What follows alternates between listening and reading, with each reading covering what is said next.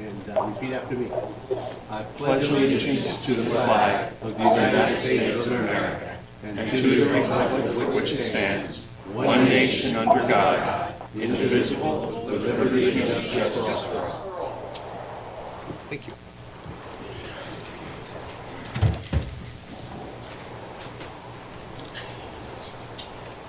Okay, just to let everybody know, the mayor is out of town, but she will be on the line with us via teleconference. She is, I had that here someplace. She is via teleconference, the Weston, Washington, D.C. City Center. Okay? So, next thing we have a proclamation for the Employee of the Year. So, if I can have Maggie Gonzalez please join me at the podium.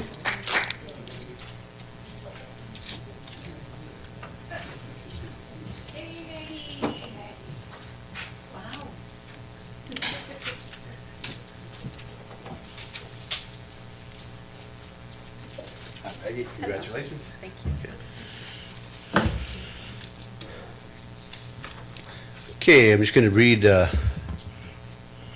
what they wrote here. It says, Maggie Gonzalez has been named the City of Turlock's Employee of the Year for 2018.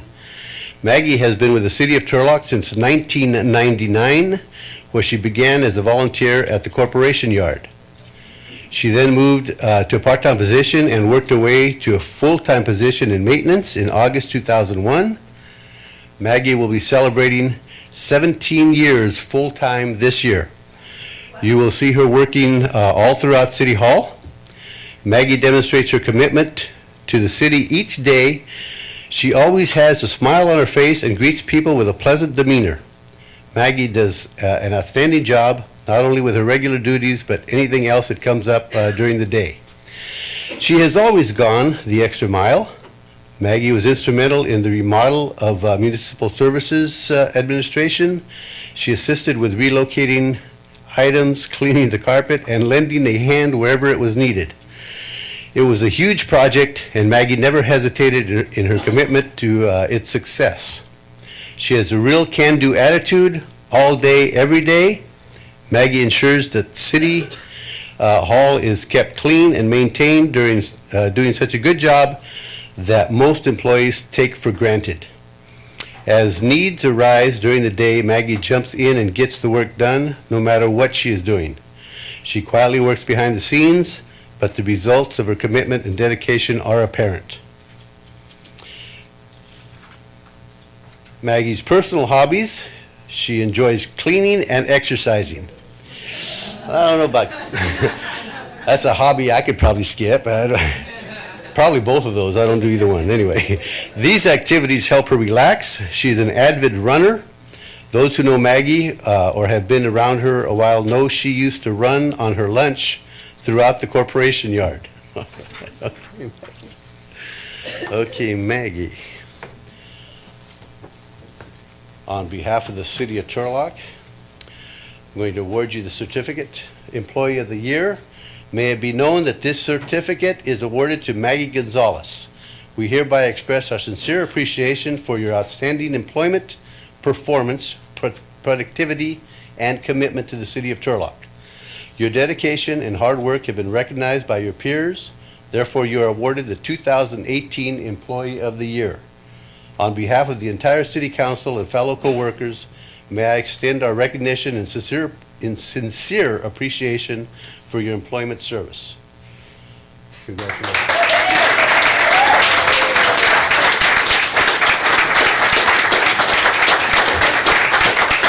At this time, I'm going to award Maggie with a plaque. City of Turlock proudly recognizes Maggie Gonzalez as 2018 Employee of the Year, and you have your Turlock pin.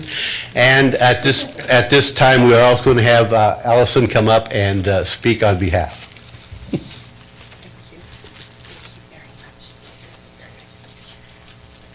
Congratulations, Maggie.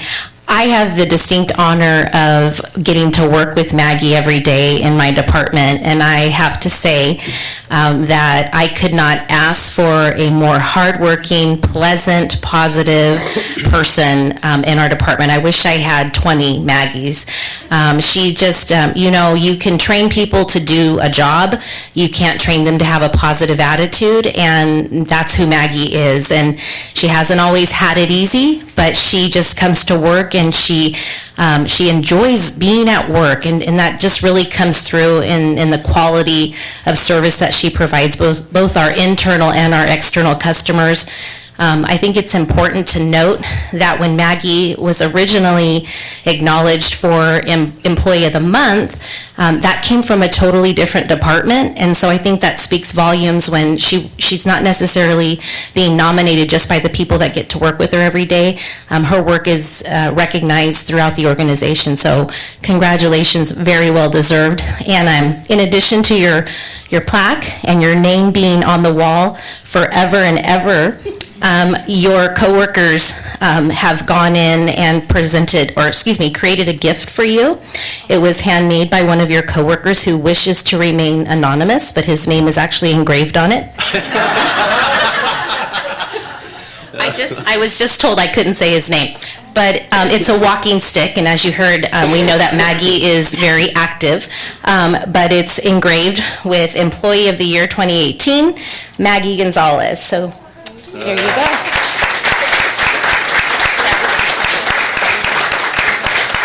Thank you. Oh, there you go. There I you say go. thank you. Okay.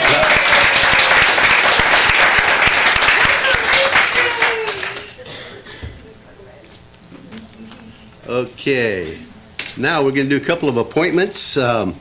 We've had 2 applicants for the CDBG Grant Selection Committee for community members. We had Beverly Spielman and Abe Rojas. So since we have 2 openings, I would recommend that the applicants both be appointed to serve as community members.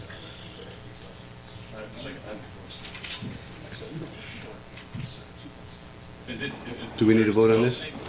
There are two openings, and we have 2 applicants for community members. Correct. Again, a motion to appoint the 2 committee members to the grant committee. Okay. Is that correct? Second. Thank you, Mayor. We have a motion. Would you like to second that motion? Whatever, I was just trying to help. Thank you so much. Okay, do we need to vote on that?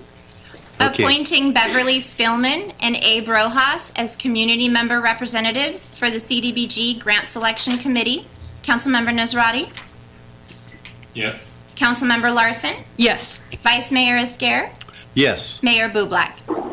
Yes, Okay, and then moving right along, we have also 2 openings for, we have opening for the council representatives for the CDBG grant selection. We need a primary and an alternate. I could not fulfill this job last year because of conflict of interest. So with some of the applicants are clients. So I recused myself, and so I cannot serve. So what we would, I would encourage the 2 new council members to decide which one of you wants to be primary and which one of you wants to be alternate. Okay. Ladies first. Yeah, sure. Motion to, I mean, I don't know, what's the difference? Okay, well, basically, the primary needs to be at the meetings. The alternate can also attend. So you can both attend the meetings if you like, but if the primary cannot attend, the alternate should be there. So there should be at least one of you there, but you can both also attend the meetings. So can we move, city attorney, can they move to, or do I move to appoint them, or do I just appoint them? How do we do this? As long as a motion is made and second, anybody can make the motion. just tell me who is first. an alternate, and I'll make the motion. Nicole wants to be primary. All right, so I'm going to make a motion that Councilmember Larson be the primary and Councilmember Nasrati as the alternate. I second that. Thank you. Appointing Councilmember Larson as the primary council representative and Councilmember Nazrati as the alternate council representative for the CDBG Grant Selection Committee. Councilmember Nazrati? Yes. Councilmember Larson? Yes. Vice Mayor Esquer? Yes. Mayor Bublak? Yes. Thank you.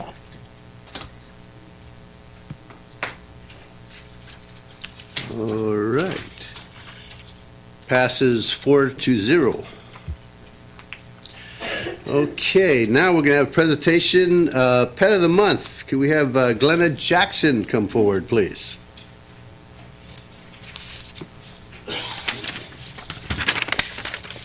Thank you, council members. The Pet of the Month is sponsored by T-MAPS. Again, it includes spay and neuter, microchip, rabies shot, and their first-year license.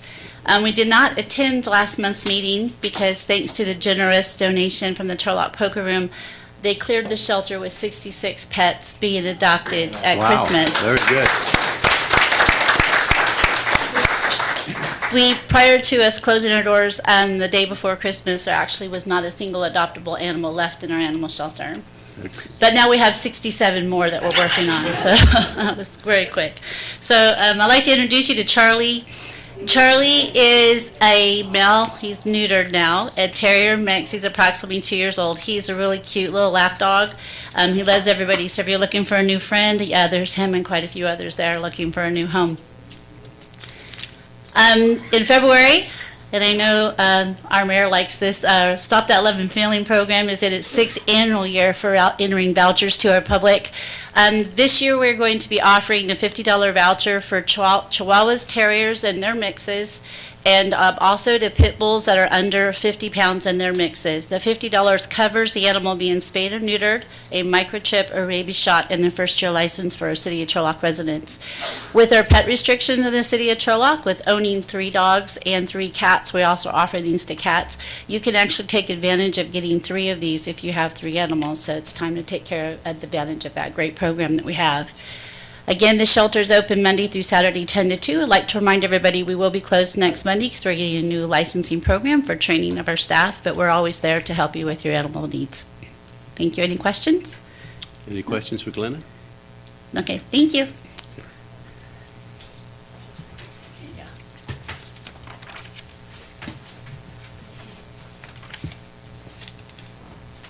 Thank you, Ms. Jackson, for that. Okay, we're going to move into public participation. I request that anyone that has public comments to please fill out a blue card. If not, just when you come up to the podium, please state your name for the record. I have 2 cards before me. Let's see, I'm checking to see. One of them is for an agenda item, so do you want to wait till the item comes up? Okay. And then this one, Ms. Myrna Wax, did you want to speak now? Sure.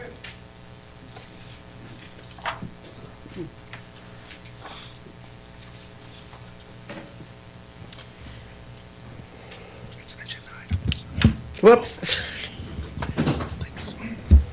Okay, there. Good evening, Mayor Bublak, City Attorney, City Manager, council members, and guests. I am Myrna Wax, Turlock resident for 18 years. I moved here from Southern California where I worked with homeless and battered women for several years. I would like to offer an idea for a temporary solution for housing to the homeless in Turlock.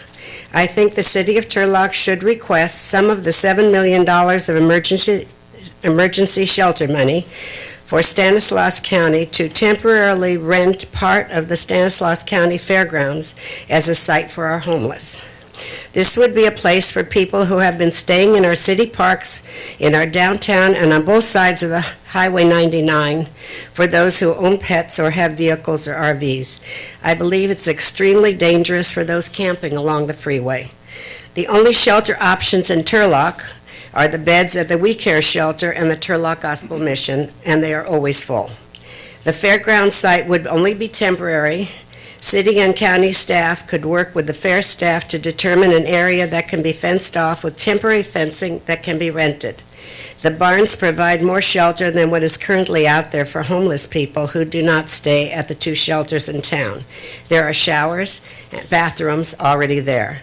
Shipping containers can be brought in to secure people's belongings, and there may be lockers already on site. Obviously, a security team would need to be hired, similar to the check-in routine at the We Care shelter, and round-the-clock security would need to be enforced. The fairgrounds are centrally located on a bus route and close to available services. Again, this is only a temporary fix because the fairgrounds will have few winter activities going on. Some arrangements will have to be made during those, I think there's 2 events. Once the summer activities start, we would have to vacate the grounds. But this would provide some sort of shelter for those who are out in the elements day in and day out, and cold and in the wet months. Hopefully by summer, we will have a much more permanent plan. I look forward to discussing this further with you in the future. Thank you very much. Thank you, Bernie.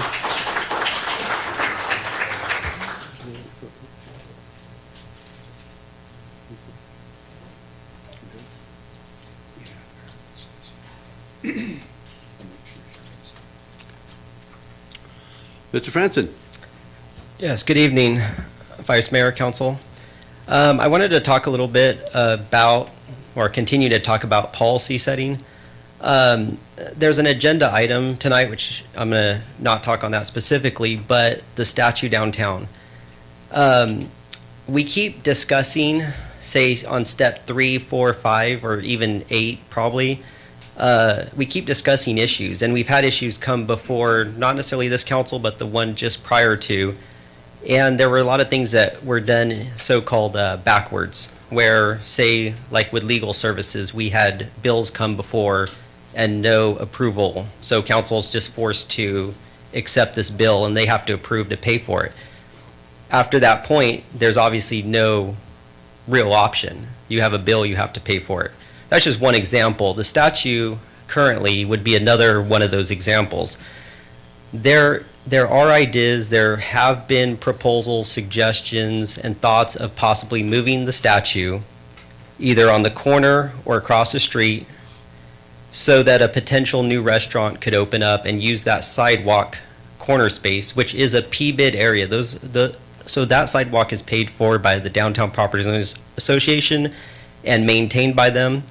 And there's something backwards about the property owners downtown not being able to use the property they're paying to maintain and to take care of.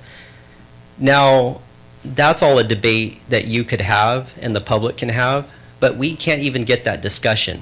It's just skipping right over to always doing something that statue. So it's spending money, spend money, build. And just the fact that the statue has used countless unnecessary city employee hours to drain it essentially by hand because there's no drain plug put in it. That has been brought before several councils repeatedly, and no one ever wants to do anything about it. So we've used countless unnecessary man hours to actually drain that. There has been problems with the functionality of the water feature. It hasn't even worked sometimes, and you have to replace the pump over and over. But yet we always keep talking about what to do that's unnecessary. So for example, this, not this council specifically, the one right before, approved spending, I believe, $3,200 to ice blast off the calcium. Now, that's a surface issue. That didn't make it legally more sanitary, which there's concerns of that too. And the city staff and council members have been made aware of these concerns. The fact that we can't get it addressed in a formal manner, like, are there legal exposure to the statue being unsanitary? Is it unsanitary, first of all? We should probably check and confirm that. Are there health issues, public safety issues? But we need to discuss the policy of what does this city and council prioritize? Does it prioritize business? Does it prioritize commerce? Does it prioritize, strategic land development for higher and best use of space? If there was a line of people at that statue to take pictures and it was drawing people and there was some sort of revenue off it, I guess, then it would be a different kind of discussion. But what we're talking about right now is that statue. It seems like we're always talking about what's wrong with it and how to fix it and how much money to spend on it. And even if it's not taxpayer money, which it has been in the past just out of certain funds, I guess. But when do we talk about the business ideas that are before us, which is what if a new restaurant could open up and use that for an outside patio? The reason this is a policy issue too is because other restaurants, several restaurants, we actually now have a restaurant row in Turlock. That was not even thought of back 10 years ago, that would actually be accomplished. Some people may have had ideas, but we were also entertaining ideas to be like the wedding capital of the Central Valley. That was a real idea that was spent time and money, and we turned into a restaurant row, which people are coming from all over. But all those other restaurants are using outdoor space on that sidewalk that property owners are paying for and to maintain until we come to this one. And people are making this about like art versus business. And I've even used that. It's like, is this art versus business? Because people are just asking to move it a few feet, and we get two. We could possibly get a new restaurant, outside patio, statue, but we can't even discuss this. And so you're already deciding to spend or allow another $15,000 to $20,000 of work to be done on the statue. And once it's done, people will say, oh, we can't move it because it's going to break or something, or we just spent money on it. Can we please take a step back and discuss just that space? I really ask for your guys' consideration. Thank you. Thank you, Mr. Francis. Any other members of the audience wish to speak on a topic not on the agenda? Yes, sir. Mr. Diol. Go ahead. I don't see Mr. Ideal in your contacts. Hey, shut up.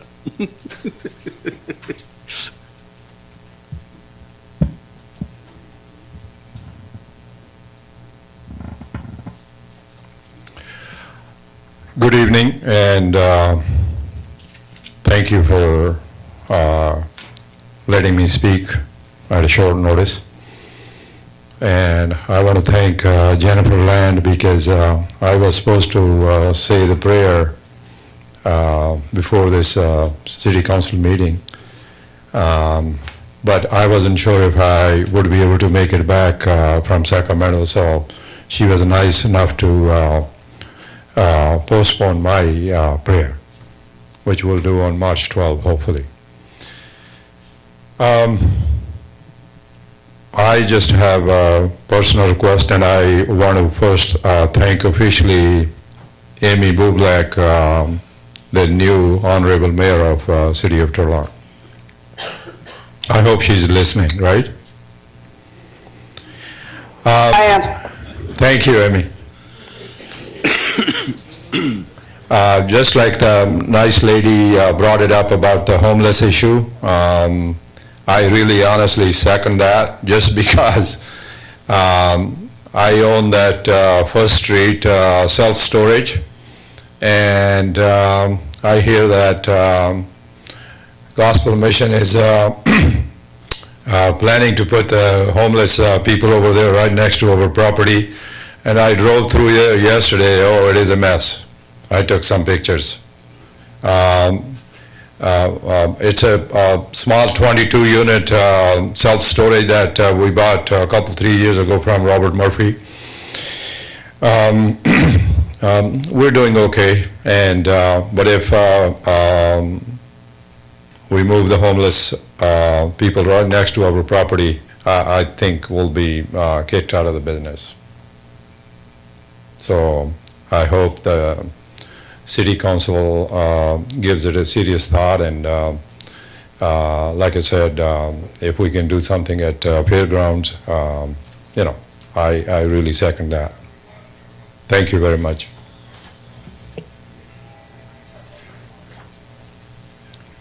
Thank you, Mr. Deal.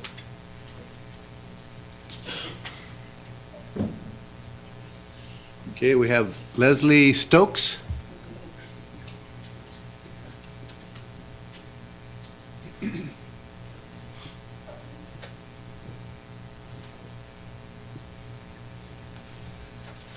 Good evening. I came out to talk about lighting in Turlock, right? And as I look around Turlock as a whole, I'm seeing that it's a very dark city. And I'm wondering why we can spend a lot of money on buses, but not light bulbs, right? We need more lighting in Turlock. It's very dangerous. We all agree that we have a lot of homeless in Turlock. And because of that, they walk out and wander out into the middle of the street. When we're coming down Main Street, for example, is a very dark street. And so I would think that we would start lighting our city instead of hiding our city. Does that make sense? So if we can look at areas where, especially Restaurant Road that we have now, and turning the light on. When the lights are, Christmas lights are up during the Christmas season, it's beautiful downtown. It's a beautiful downtown. But as soon as we take those lights down, the city goes dark. And it's not safe when you have tourists, people coming in from out of town, wanting to have a nice dinner, and they're walking around in the dark. Just doesn't make sense to me. So we can look into seeing on how we can light this city. If we can play music all day, we can definitely light it, right? Thank you.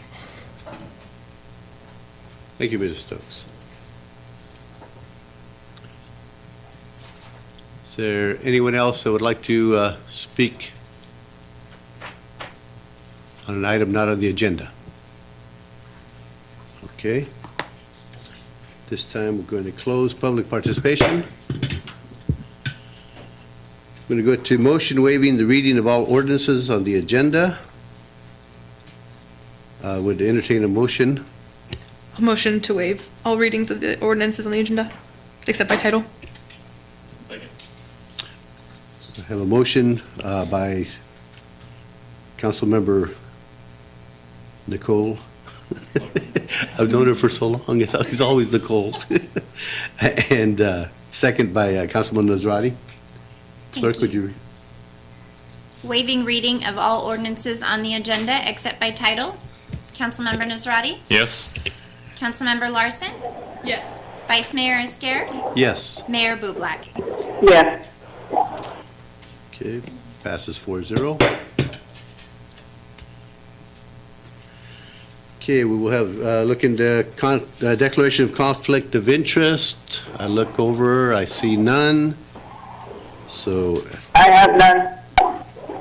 okay, then state, okay, we have no conflicts of interest or disqualifications declared.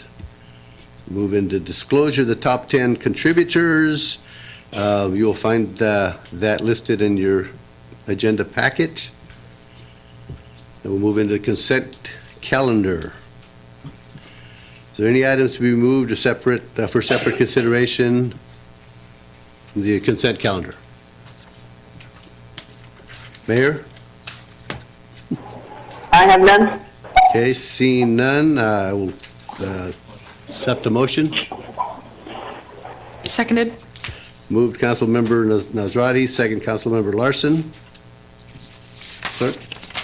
Adopting the consent calendar. Councilmember Nazrati? Yes. Councilmember Larson? Yes. Vice Mayor Isker? Yes. Mayor Bublak? Yes. Okay, pass 4-0. Okay, I'm going to move right into final readings. Clerk, would you read the title of the ordinance and call roll? Amending the zoning map of the City of Turlock, California, attached to Title IX of the Turlock Municipal Code, rezone 2018-02, Prime Shine Car Wash, as introduced at the January 9, 2019 City Council meeting. Councilmember Nazrati? Yes. Councilmember Larson? Yes. Vice Mayor Isker? Yes. Mayor Bublak? Yes.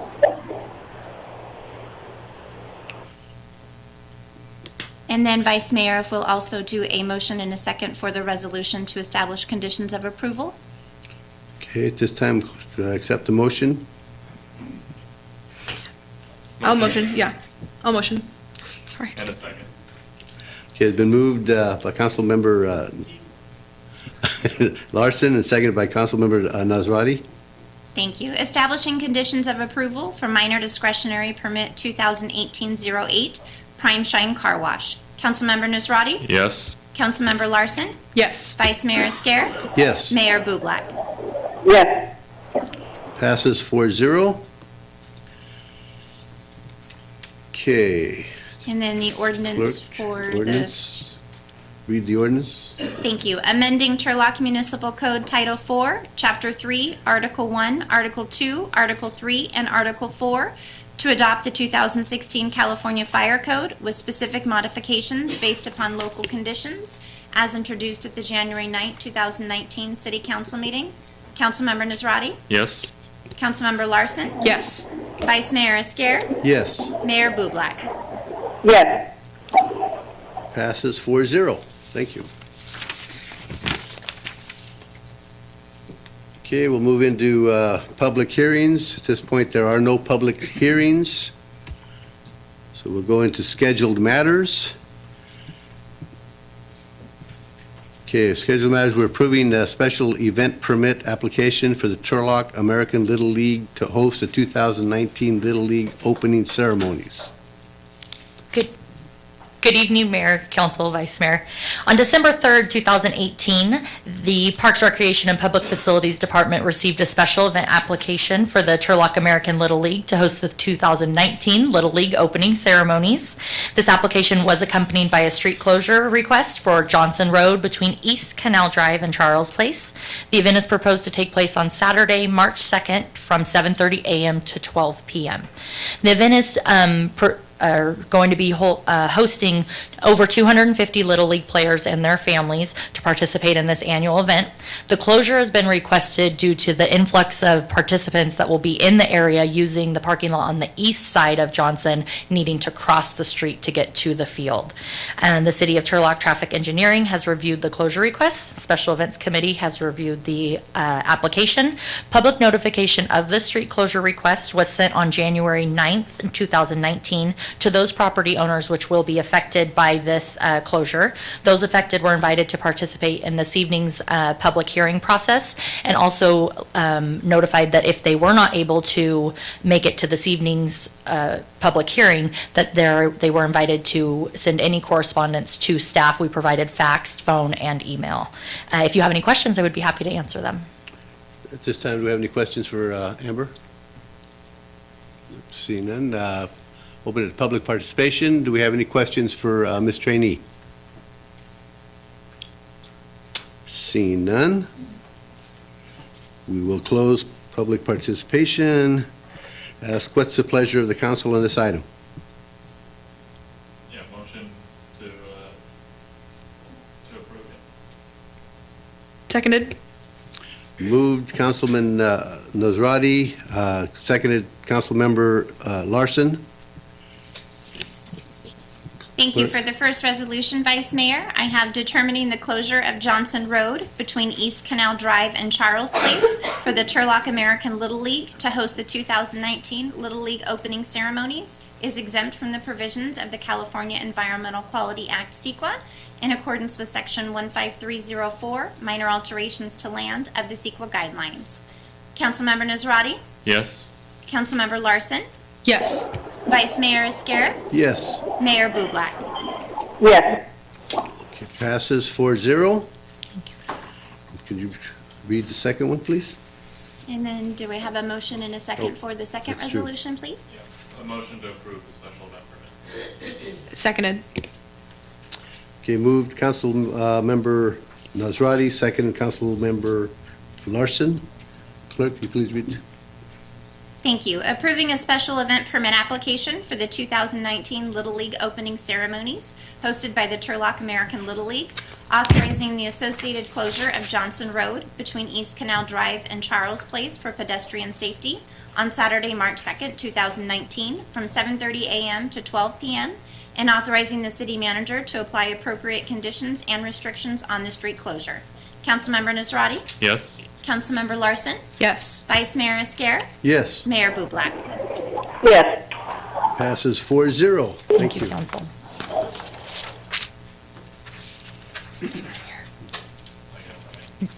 I can step back. She gets to talk to some more, yes. Okay, it's time we're going to schedule matters item regarding approving special event permit application for the Salvation Army to host the 2019 Kettle Dash. Yes, Amber? thank you for having me again. The Parks, Recreation, and Public Facilities Department received a special event application on June 18th, 2018 for the Salvation Army to host the 2019 Kettle Dash. This application was accompanied by a street closure request of North Broadway between Orchard Street and North Front Street from 7 a.m. to 10 a.m., as well as North Broadway between West Olive and Orchard Street from 7 a.m. to 1:30 p.m. This event will host approximately 350 runners and include a 5K walk and run, a 10K, a dog walk, and a children's fun run. A street closure has only been requested for those portions of North Broadway due to where the start and finish lines are and the influx of people that will be in that area impacting the right-of-way at the beginning of the race. The route of the race will include North Soderquist, Fulkerth, Joette, Summer Fair Park, and Park Street. However, there have been no street closures requested for that area, as by that point, the event coordinators anticipate the race will have thinned out and people will not be as heavily grouped up as they would be at the beginning when they're on Broadway. Traffic engineering has reviewed the closure request. Special event committee has approved reviewed the application. The public notification of this evening's public hearing process, as well as an invitation to send any correspondence with questions or concerns regarding the event as a whole or the street closure individually, was sent out on January 8th of 2019. To date, no concerns have been brought before staff, and if you have any questions, I'd be happy to answer them. Okay, council, any questions for Amber? Seeing none, I'll open up to public participation. Anyone in the public have comments on this issue? Seeing none, I'll close public participation. And what is the pleasure of council on this item? A motion to approve. And second. Okay, moved by Councilmember Larson, seconded by Councilmember Nazrati.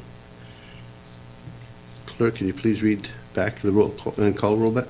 Determining the closure of sections of Broadway between West Olive Avenue and North Front Street for the Salvation Army to host the 2019 Kettle Dash is exempt from the provisions of the California Environmental Quality Act, CEQA, in accordance with Section 15304, minor alterations to land of the CEQA guidelines. Councilmember Nazrati? Yes.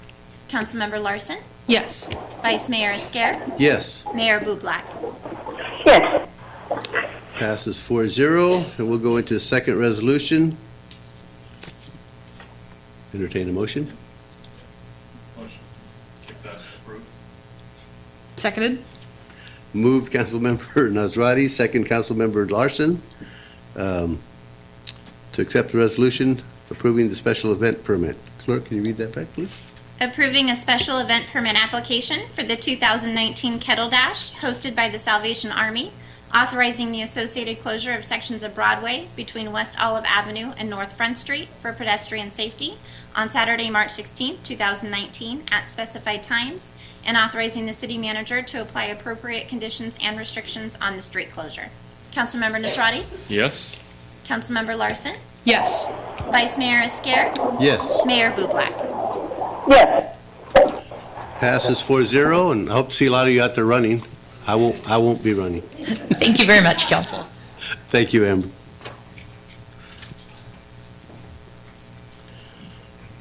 Okay, at this time, we're going to go to item 8C. Schedule matter authorizing staff to proceed with the call for public art, giving the original artist the first right of refusal to replace the live water aspect of the Califia statue, and authorizes the water to be turned off to avoid water damage and minimize maintenance. Allison. Thank you. Good evening, Mayor, Vice Mayor, and Council. The item before you, for those who may not be familiar with the statue that we're referring to, it is the Califia statue that's located at the corner of Main and Market Street. It's been in place since June 2005 as part of the downtown revitalization project. That was the identified art component that would be included in the project, and that went through a process that the council at that time ultimately approved, and so that's where Califia came from. And so we've been having this conversation with the previous council, and now we're having it with you. It started with a concerned citizen coming forward with concerns about the quality of the water, with the amount of vandalism and the required maintenance that our city staff were having to employ to keep her clean and sanitary. And so our focus, both as a staff and with the conversations that we've been having, not only with council, but also with our Parks, Arts, and Recreation Commission, was about the element of the live water feature component. And so that's what we're here to present to you tonight, to hopefully give council some options on how they can address those concerns that were raised. We went through the process of taking it to the commission for review, and at the meeting, they were presented with 3 options, and I will go over those for the benefit of the group. Option 1 that we presented to the commission was to have maintenance staff remove the water feature aspect of the statue, converting it to a basin into a decorative flower bed, if you will. Option 2 was for staff to initiate a call for public art to replace the water feature aspect, replacing it with a ceramic tile cover that would continue the theme of the statue.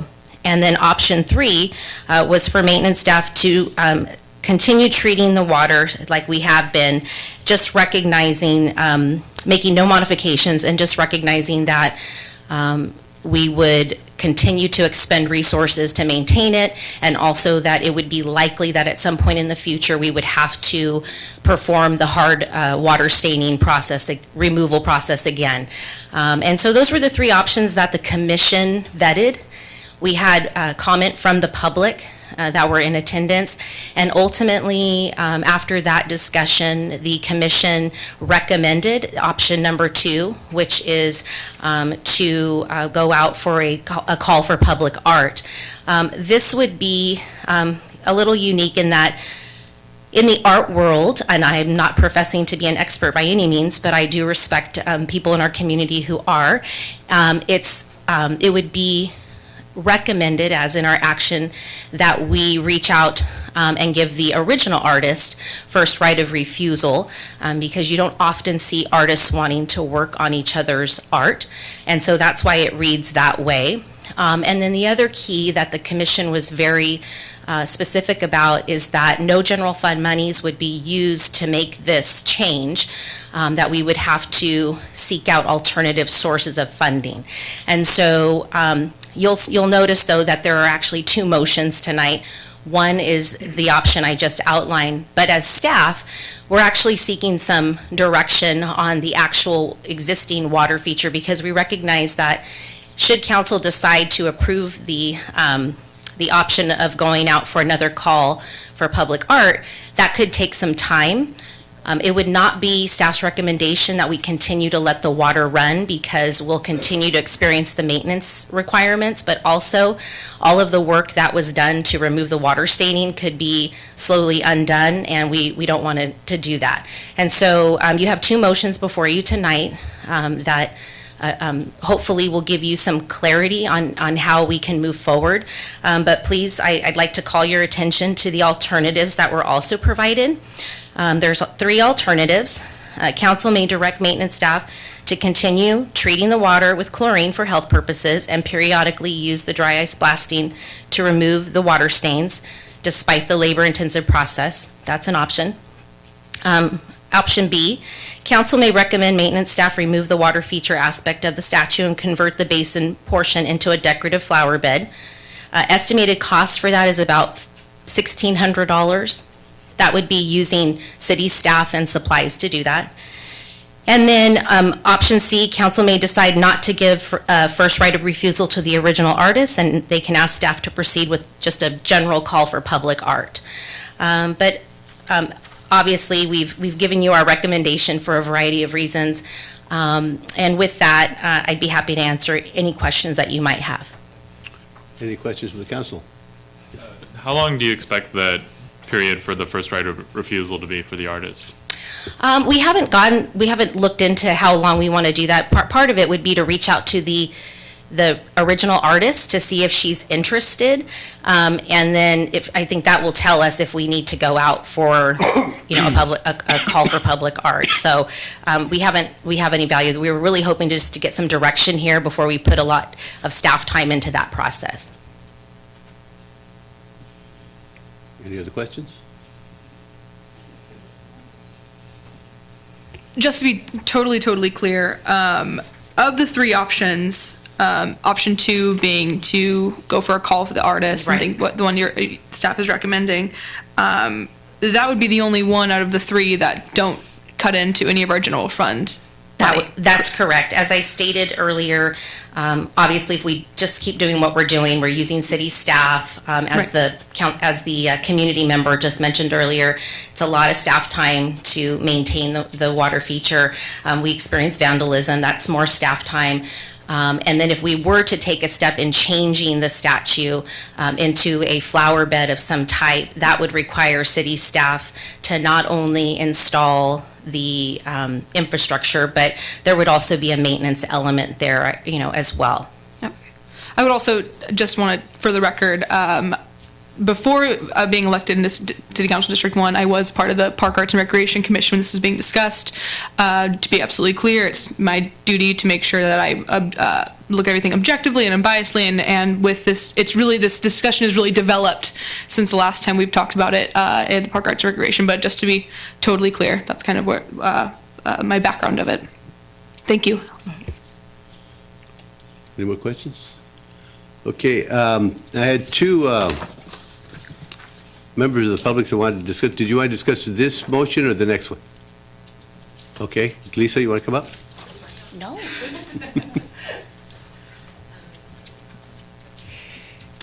Thank you, Vice Mayor. Hi, everybody. Mayor Bublak, it's Lisa McDermott from the Carnegie Arts Center. How are you?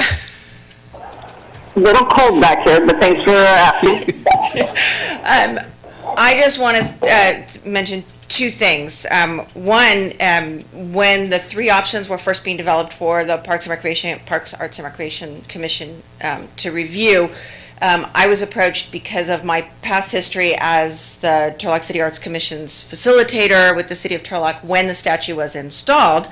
I was asked by city staff to make contact with the artist because I'm the one that actually originally worked with her on this commission back in 2004-05. So I did have a telephone conversation with the artist about exactly what she would find acceptable, not that it binds the city to anything. Obviously, I was acting as a private citizen to sort of check out what her reaction would be to this. She was perfectly fine with the two options, with the option of converting the base of the statue to a flower bed, and she was more enthusiastic about the idea of reimagining the base of the statue to remove the water feature because she understands the concerns that the city and the community have, and replacing that with ceramic tiles. And she seemed to me in our conversation to be eager to proceed with that option if that's what the city council, what the city determined was the best course of action. I don't think she would refuse the opportunity from my conversations with her. Certainly there's a process and staff would be very diligent, I'm sure, in going through that process. But given the opportunity to do that herself as opposed to having to go out and have another artist sort of reimagine the work that she created that would probably be problematic for her, and we'd want to look into the Visual Artists' Rights Act before we would do that. But as I said, she was the one that we had this conversation, and she was okay with that piece of it. The other thing that I would want to, and I'm happy to take questions about that conversation if anybody wants to ask them. The other thing that I would want to see happen with this whole process is to really finally formally acknowledge the sculpture as it probably should have been 15 years ago, 14 years ago, with a plaque that sort of explains who Califia is, why this sculpture is there, what we as a community found important in presenting the sculpture. So some kind of brief plaque. I had written something back in 2004-05 when the sculpture was being developed that would have explained the sculpture a little bit. It was a short paragraph, 100 words or something, that talked about why this sculpture, why here, why Turlock, why Califia. I would be happy to volunteer, donate my services as an art historian to do that. Again, that file, I don't know where that ended up. It was probably burned up in the fire at the Carnegie, is my guess. But I would be happy to work on writing something that the commission or the council could approve to be on some sort of permanent marker that would sort of make her presence more understood in the community. If that's something that council wanted to ask me to do, I'd be happy to offer to do that. Okay, thank you, Lisa. Any questions for Lisa? Anybody from the public have any questions? No? Good. Step up to the microphone, please. Yes? Of all of the options that you've discussed, which is the least expensive for the city of Turlock or the taxpayers? I think it goes back to Councilmember Larson's question about which option would not use general fund dollars. It's the option that's being proposed tonight to alter the artwork and eliminate the water feature, thus eliminating the maintenance need of keeping the water clean and dealing with that type of vandalism.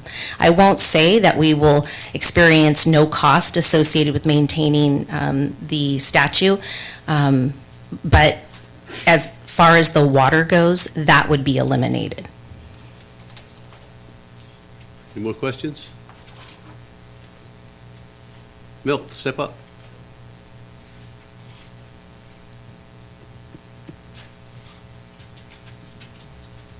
Vice Mayor, Council, staff, and fellow Turlock citizens, Milt Treeweiler, Turlock citizen. I hear this piece of art being referred to as a statue, and that kind of gives me the idea that some people may view this as an idol. This is not an idol. This is a piece of art. When I was young, I went to San Francisco to the Palace of the League of Honor, and I saw The Thinker by Rodin sitting there at the entrance, and I've always been impressed by this piece of art. And I mean also Rodin's, but I mean the piece of art we have here, right here in Turlock. From the first time I saw it. It's very unique, it's very great, and we human beings, as the only sentient beings, as far as we know in the universe, should understand that this is a piece of art. This is not an idol, this is not a statue, it's really a piece of art. And we should be very acceptive of something like this. It's not that everyone has to agree on it, but a piece of art is something that people appreciate because of what it is, a piece of art. With the money it's requested, we already know that there's no expenses coming for this from the general fund. So it's basically free to the city of Turlock for this maintenance. I walk down to the post office 2 or 3 times a week, and I walk right past the piece of art, Califia, and the water feature has not been on since the statue was cleaned up, and it's still very beautiful. I mean, obviously, in another 10 years, there may be some maintenance required, but this is a very beautiful piece of art. And it's always bothered me that, you know, there's no reason a restaurant and a piece of art can't share the same sidewalk. There's no reason. This was designed for this corner. This is a beautiful addition to this corner, and I don't understand why the people or the person or persons who purchased the building, and they purchased it after the piece of art was there, so they knew it was there, can't just enjoy it and build it into a feature for their restaurant. It would be a great idea. So no general funds spent on this. Let's just keep this beautiful piece of art. Let's go with fixing it up, putting in a water feature that has no water attached to it, and enjoy this. It makes Turlock unique, and many people do really enjoy this piece of art. Thank you.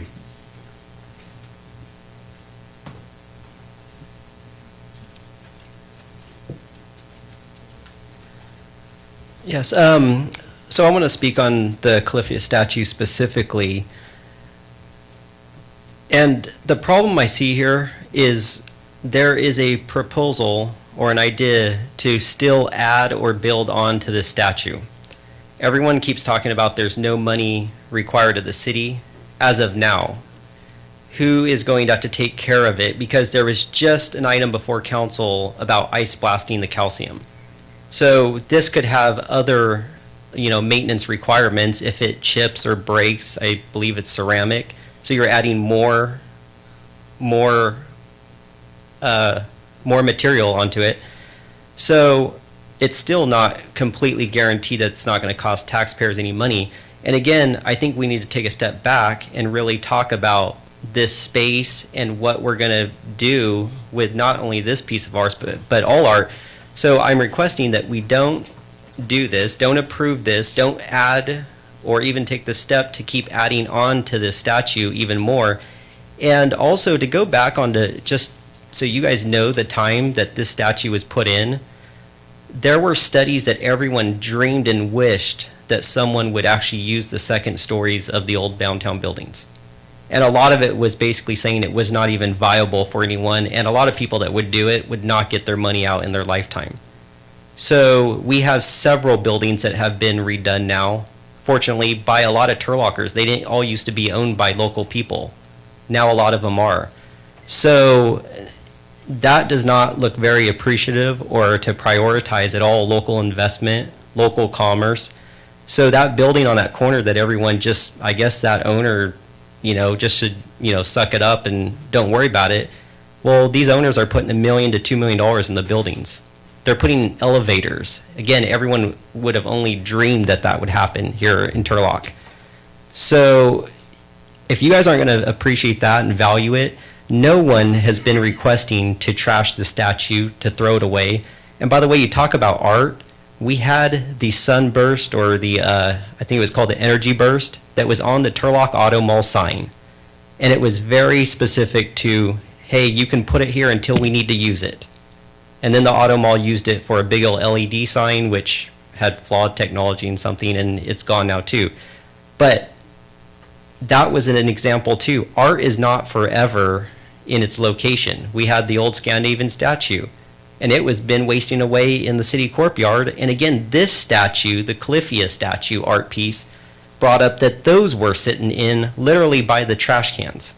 So the energy sunburst that was art was on a business sign until they needed it. They needed it. Then it got taken down, and they couldn't even give it away. Nobody could. The art people didn't even want to take it. It was in by the garbage cans, and we're talking $80,000.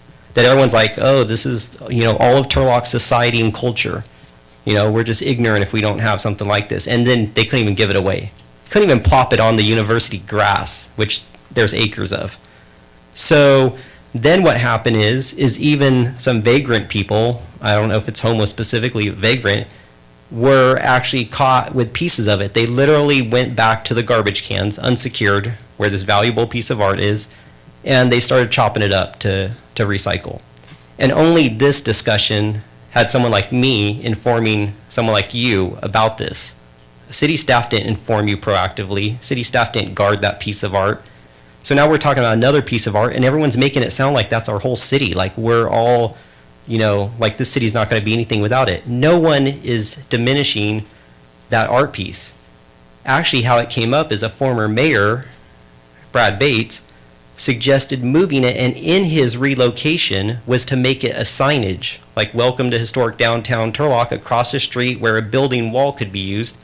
But some of it was because of the smell, the water, and by the way, just cleaning it does not make it sanitary. When you say just put people around it eating, that's not sanitary. Did you guys get a test, by the way? This water doesn't just make all of that go away. It's a porous material, I'm sure. So there's some stuff that needs to be actually analyzed about this and make a policy decision. But if you're not going to prioritize the business investments, the business owners, all the shoppers, the jobs, and I believe you guys are going to be announcing that you have depleted reserves and that sales tax revenue is not keeping up with projections. And you can't even consider this for a second to have a real discussion. I mean, we want the statue, we want it cleaned, we just want it over a little bit so we can also get a possible new restaurant. Why not? So thank you very much for the consideration, please.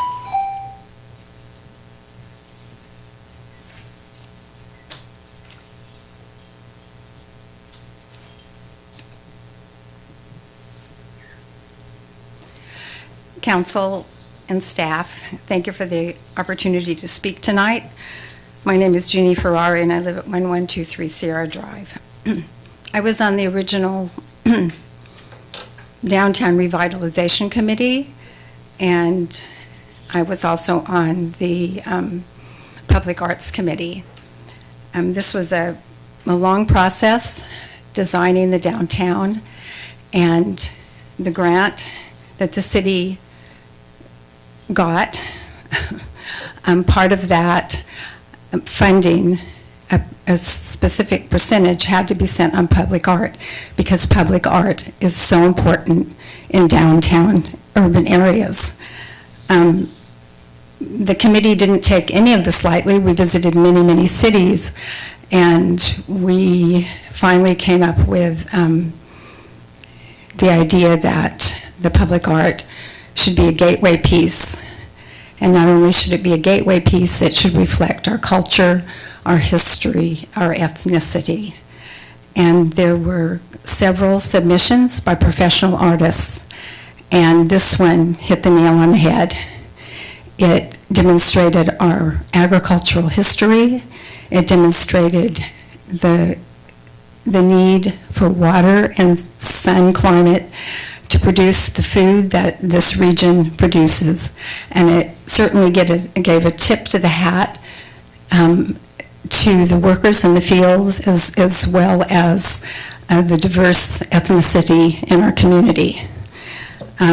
I'd like to thank the Parks, Arts, and Recreation Commission for unanimously recommending that the gateway sculpture Califia be renovated by the original artist, or renovated, allowing her water feature to be part of the hardscape rather than living water. I would like to go back several years and thank the City Council for unanimously approving Califia to be the gateway artwork for the downtown. I'd like to thank those who served on the Downtown Revitalization Committee and the Public Art Committee for selecting a gateway piece that reflected Turlock's culture, history, and ethnicity. Today, more than ever, our agricultural industry has expanded and has the importance and also has the importance of water to our livelihood, as well as the production of commodities that are a part of the most productive farmland in the world, to providing 25% of the table food for our nation and sending much to the rest of the world. The one thing that needs to be added to the gateway sculpture is the plaque, identifying this abundant region and giving the history of the naming of California to Califia. The location was selected very seriously. The area across the street was considered and dismissed because this is not only a gateway piece for vehicles, this is a gateway piece for pedestrians. It is a tactile piece. When we take children on tours of the downtown, we take them to Califia and they can touch the commodities. And this is really important for children to understand art, that it is many things, and this certainly expresses the best kind of art.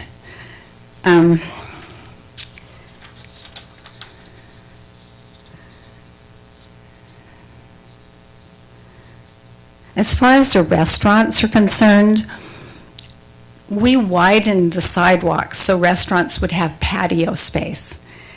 Dust Bowl does a fine job having tables and chairs outside. The entire length of the building, the new building, has a wide sidewalk. The very end of that street has a statue, a gateway piece, and there can be tables put around that. But I would imagine if I was renting that space as a restaurant, I would definitely use the main street wide sidewalk. So I see no interference there whatsoever. There is no issue with water. The water, living water will be removed. And the costs of this, as discussed at the Parks, Arts, and Recreation Commission, was to go to a grant search or to ask for sponsorship. And I can assure you, there are so many in this community who love that gateway piece that I see no problem in getting sponsors. Thank you. Thank you. Anyone else have comments on this issue?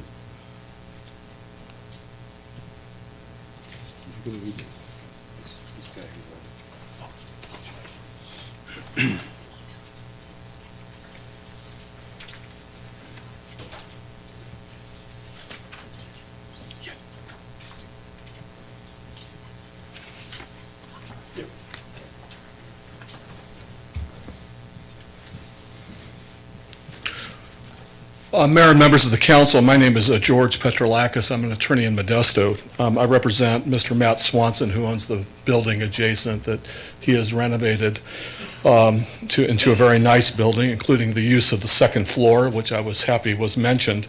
I think copies of my letter have been passed out to you, and I just wanted to briefly review it. First, I do want to thank your staff. After the Martin Luther King weekend and remembrance, I was sort of scrambling to understand this today, and your city manager, Mr. Lawton, your city attorney Sanchez, and Director Van Gilder were all helpful in getting me up to speed on the facts that I don't know all of. And so I think they even made me understand it. I probably still need to see a rendering or a photo or something, but they did a great job explaining the facts of the matter to me. So in short, we support the turning off of the water as a kind of a first and important step on the public health concerns that have been raised about the statue. And secondly, we do want, on the rest of it, we respectfully request a 30-day continuance because Mr. Swanson is sort of in the final analysis of whether a restaurant proposal is going to be made at that location on the bottom floor. And as part of that, you could get a request for both the encroachment, the sidewalk seating, and also perhaps a request to move the statue. We think it would be great if it were all done at once. Hopefully the 30 days won't upset many things. We don't want to raise the issue. If he isn't going to move forward with it, then it's just a matter of how you fix it up. But if he moves forward with it, we would like to make those requests and sort of have a time to probably talk to the artists and the other stakeholders and see if a productive solution for all stakeholders could be presented. And we think 30 days is sufficient for that. So that's the request. I'm happy to answer any questions. I think you heard a good presentation from your staff, and so I'm happy to answer anything you have. Any questions? Has the prospective restaurant called out the statue specifically? There are multiple parties that Mr. Swanson has talked to, and they have called it out. And that's why we're looking at different ways to accommodate it, whether it can be accommodated without moving or whether the request is going to be to move. But I should say, I'm not handling those negotiations, so, I'm more of a land use type guy, who deals with land use issues. The actual proposed restaurant owners are on record questioning the placement of the statue? Some of the potential leases have made it a term of the lease to move it, yes. But again, we kind of want to look at it and make sure it makes sense before we move forward, and we think the 30 days would accommodate that. And what is the expected timeline on the restaurant approval? You know, I'm not handling that, so I think I'm guessing from your city, it's a pretty easy approval. I don't know I don't know what your encroachment process is for the outdoor seating. That's probably a pretty easy, staff can answer. The request to move the statue, I understand, would have to go through I'm sure it's a longer process.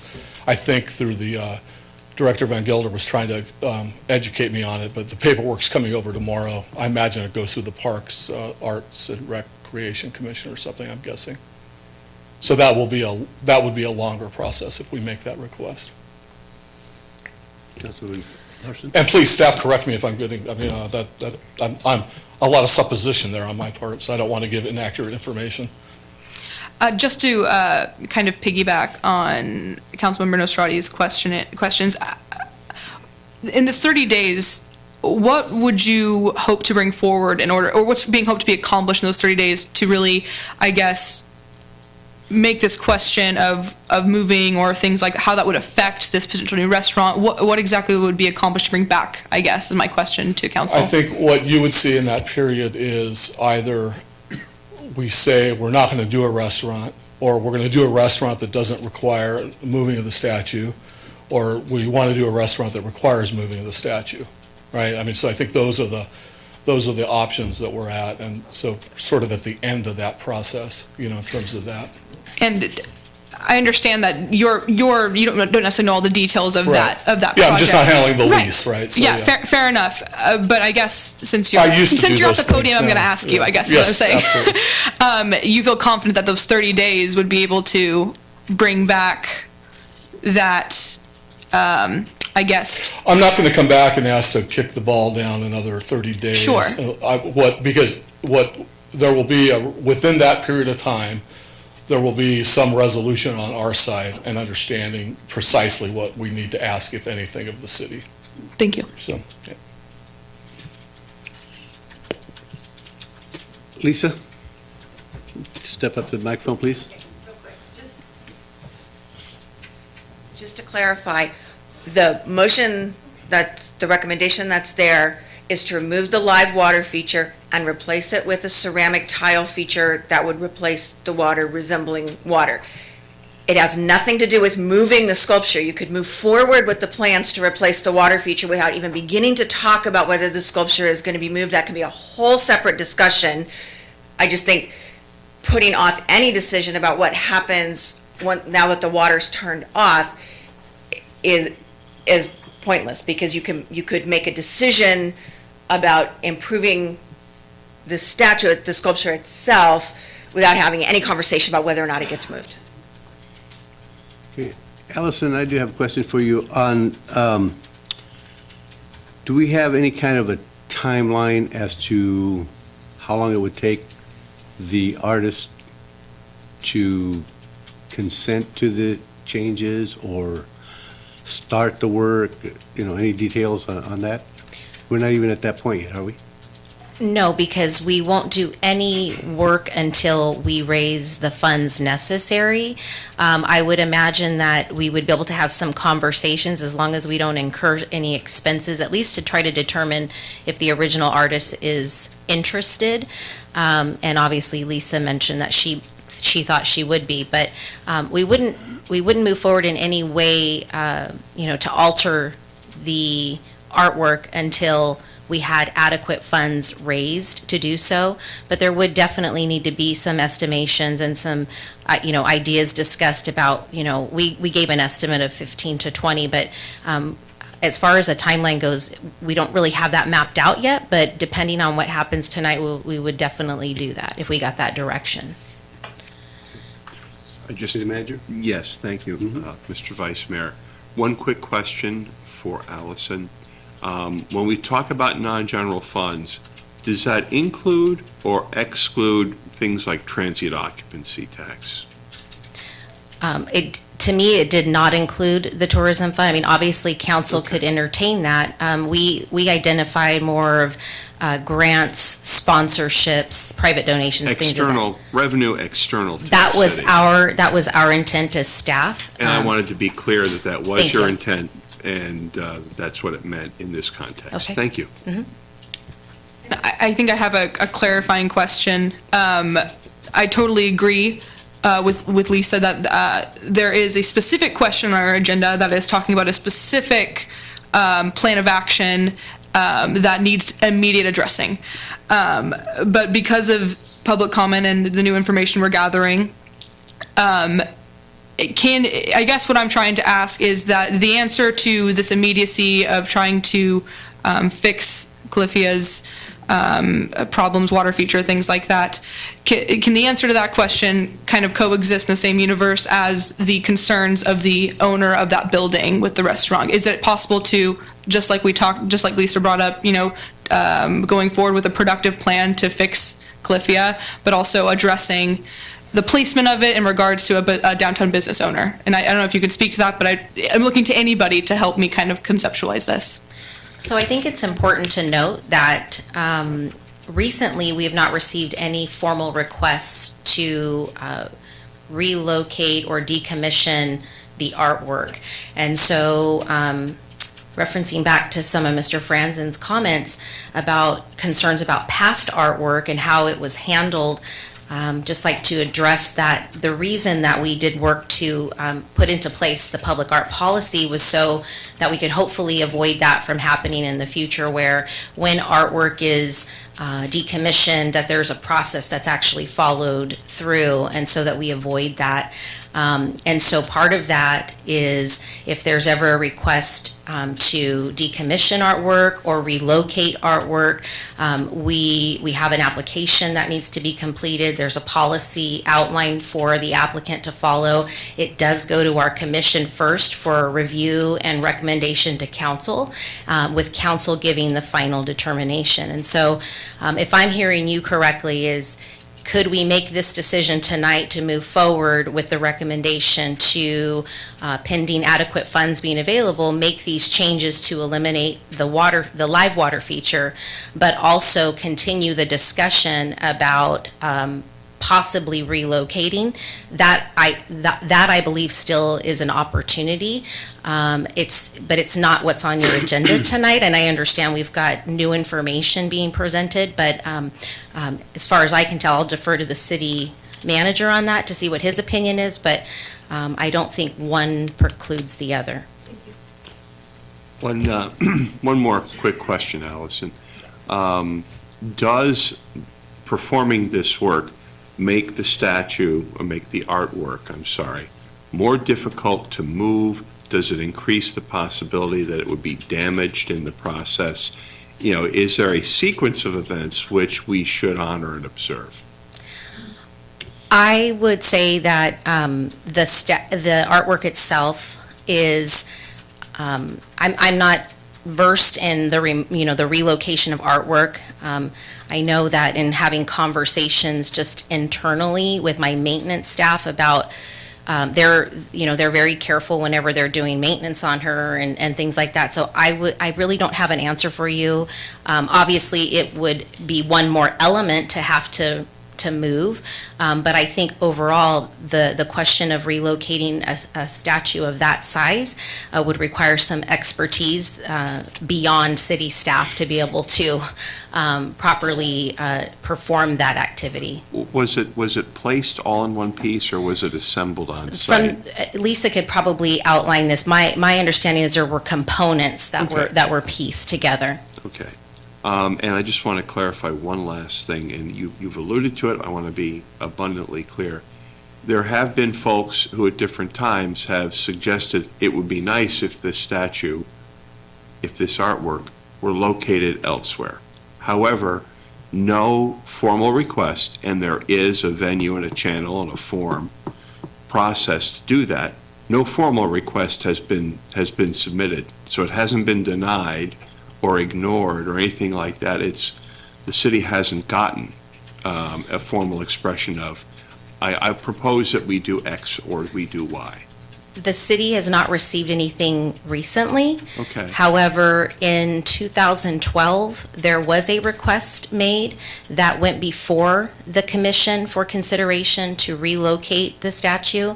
However, that was denied by the commission, and it never went any further. There was no further appeal. There was no Never further appeal. Never came to this body. No, and then, sorry, Mr. Franzen, I keep referencing your comment, but he touched on earlier that Mr. Bates did go to a commission meeting in December of 2017 where he raised the question about the possible relocation, but nothing formal followed that with a formal request. So under your current policy that has the application, we have not received anything formal recently. Don't leave yet. So there was also mention of a certain percentage of our downtown revitalization being used for art. Did we meet that percentage requirement? So, again, I'm going to just have Lisa check my facts, but the research that we did, and I talked with Nathan Bray a little bit, when we did the downtown revitalization, it's my understanding that 1% of the total revitalization cost was designated specifically for artwork. In terms of, there was $30,000 that was left in that fund after Califia was placed. And the idea at the time was that there was going to essentially be a phase 2 where there would be plaques, if you will, I'm not sure if that's the right term, but artwork that would be relative to or relevant to Califia that would be placed in the walkways. Based on the research that we determined, that those remaining funds of $30,000 were redirected to the John Mitchell statue as part of the centennial events or activities. And so it essentially expended that money down. So any funding that was originally earmarked for phase 2 is no longer. And that's why our recommendation was to seek the outside sources of funding. Okay, I'm going to cut this off. I just want one final comment here that I've got to make. Can I speak quickly to the clarifications that were done? Because I think it might be really easy, and I don't want to abuse the time, but I think that we're here asking a 30-day continuance on the decision. It still would make me more comfortable because I live in that world where, no good deed, good deeds become unintended consequences, and it just raises issues down the line. But if I heard everything correctly, as long as it's going to take the city some time, it sounds like, to raise money and things. So what I'm saying is, in the next 30 days, you will either have a request from us or not to move the statue, that then will go through the process. So if you don't have that request, no big deal. So as long as I think in that 30-day period, no irreversible action is taken by the city, that's probably okay. But I want to be clear, because if for some reason, if the money were raised tomorrow and this becomes a race to get the work done, that then is going to be used as an argument about why the statue can't be moved, probably an unlikely scenario, but I live in the world of unlikely scenarios, so that's kind of, so if the understanding is that, nothing irreversible is going to be done in 30 days, that's probably fine, but I still prefer the continuance for reasons of safety, Just a brief observation, Mr. Vice Mayor. The council meeting, kind of fitting in with a 30-day window, would be the February 26th council meeting. We have kept the schedule extremely light for that meeting because that's the meeting at which staff will present the mid-year financial report, which I have every reason to believe will be action-packed and fun-filled. So, and so I want to make sure that we leave ample room for discussion of those weighty issues, not implying that this artwork is not significant or important. I just think to give everything its due, you would either want to be considering doing it sooner, that would be the February 12th meeting, or pushing it out some time to March. I'm just saying, if you don't do it tonight, there is room for delay, most likely, but please, be mindful of the other things that are going on. Okay. I think what concerns me a little is that I've personally been on this council for 2 years, and for the last 2 years, we've been working on different aspects of the artwork.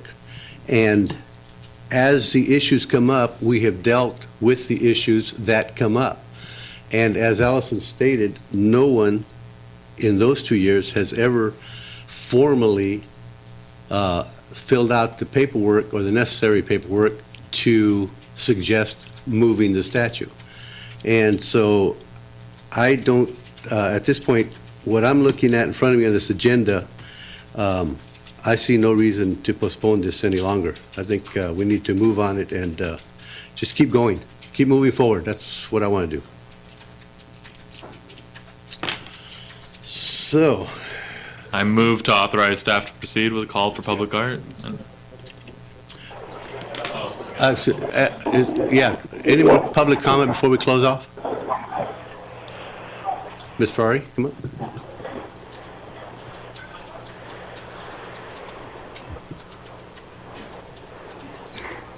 In 2012, Matt Swanson sent a representative to object to Califia because he didn't like her presence in the downtown. He did not own that building. He offered to bring in 2 more pieces of artwork, something that he would select, but with the condition that Califia would be moved. And I see no difference in second-story floors being used and people asking that we cut down a tree. Where does this all end? This is not in the middle of the block. This is on the corner, and it can have tables around it. It is 14 feet tall. It is quite an imposing gateway piece. It is no taller than any of the trees that maybe need to be cut down. And this was on the agenda tonight to vote for this. We've been talking about this for so long. I would like to see this move forward. Thank you.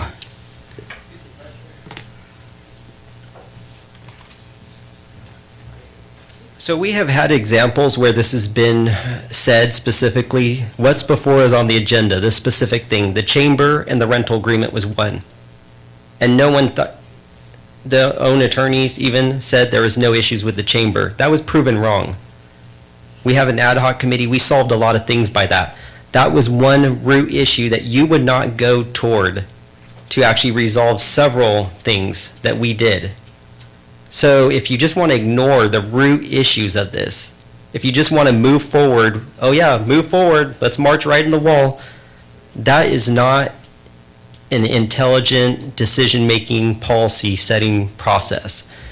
We have some serious issues here.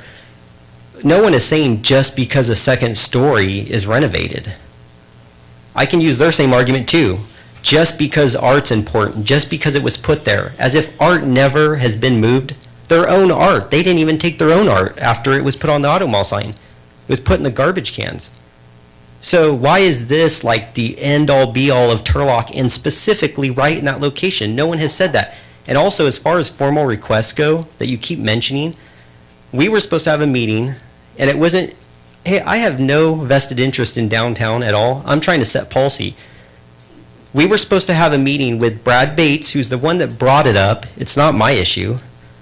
Brad Bates brought it up. You wanted to meet with Brad, myself, who had spoken on it, Matt Swanson. You never met with Matt Swanson. You actually said Jeannie wouldn't meet with Matt Swanson or his people.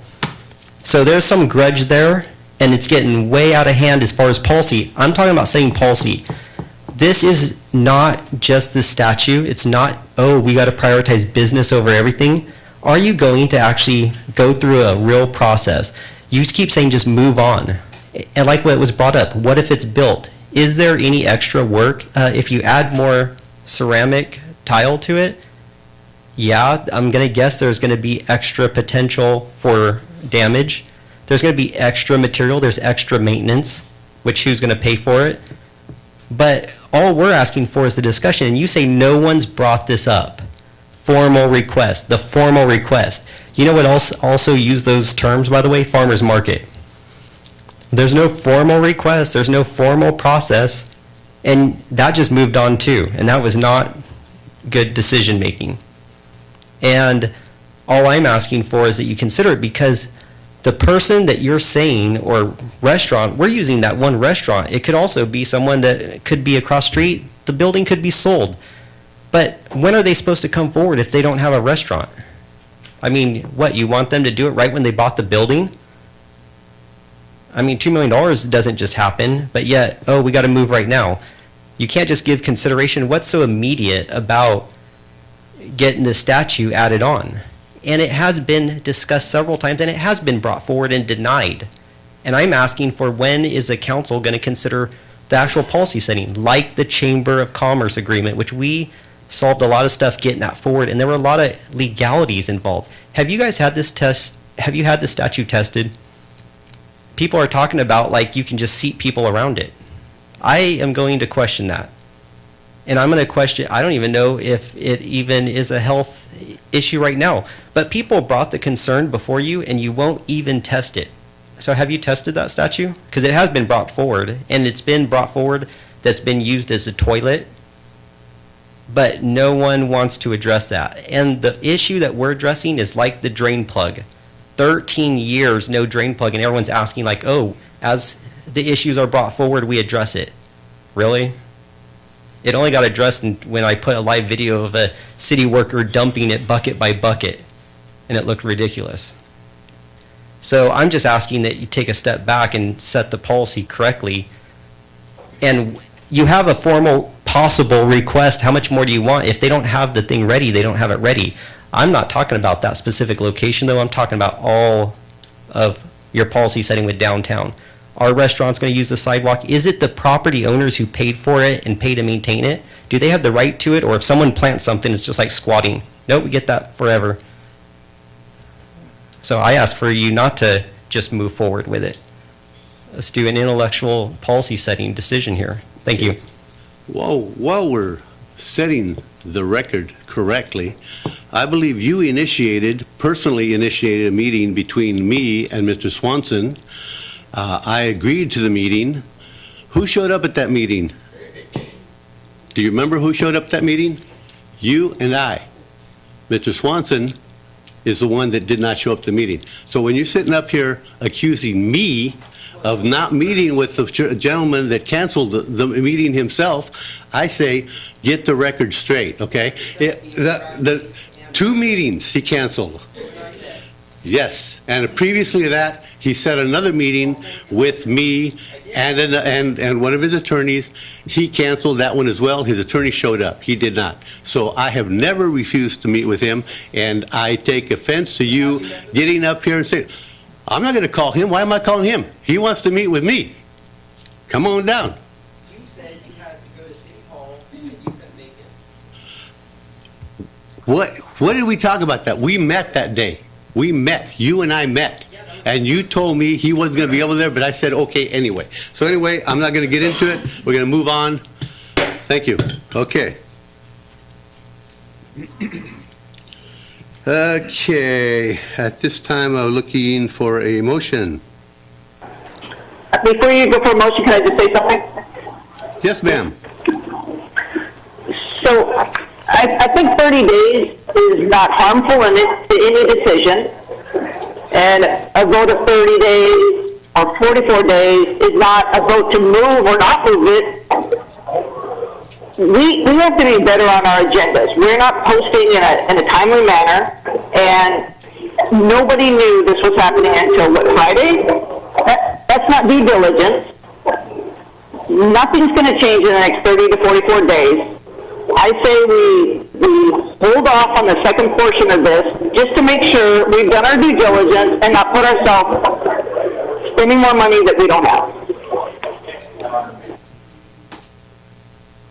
Okay. At this point, I look for a motion.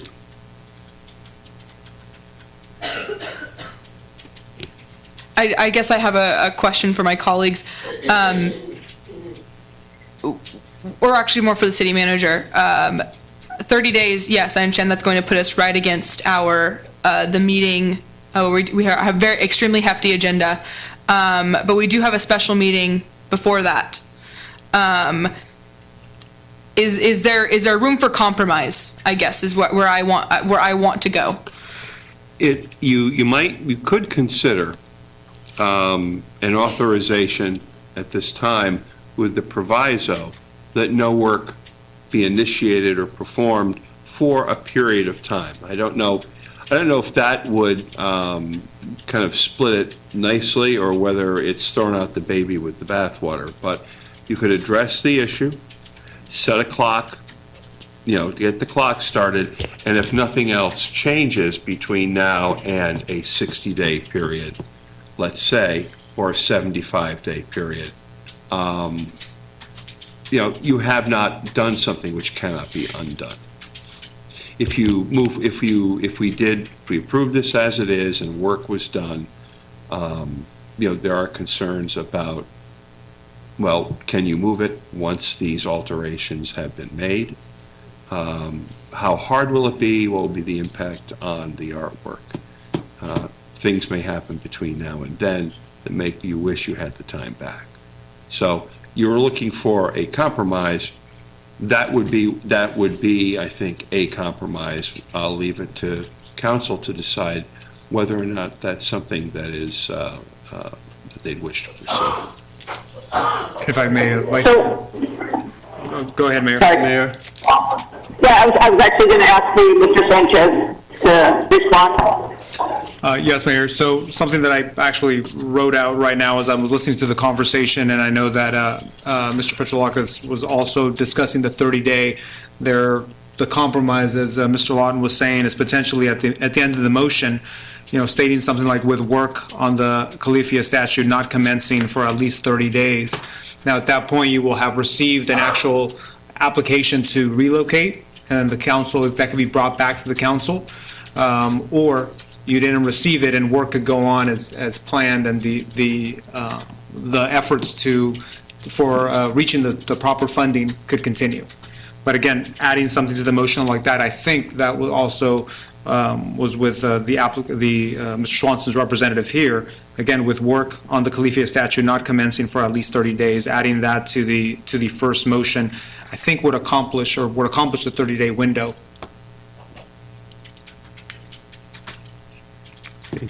Look for a motion? So it's a motion to authorize staff, an amended motion, is that correct? Yeah. Move forward with the amended motion. Can we state the amended motion? Can we get the amendment on there? Yeah, the full thing, yeah. Motion to authorize staff to proceed with the call for public art, giving the original artist first right of refusal to replace the live water feature aspects of the Califia statue with ceramic tile cover that would continue the theme of the statue at an estimated cost of $15,000 to $20,000, using only non-general fund revenue, grants, or private donations to fund the project. With work on the Califia statute not commencing for at least 30 days. With work on the Califia statue not commencing for at least 30 days. Do I have a second?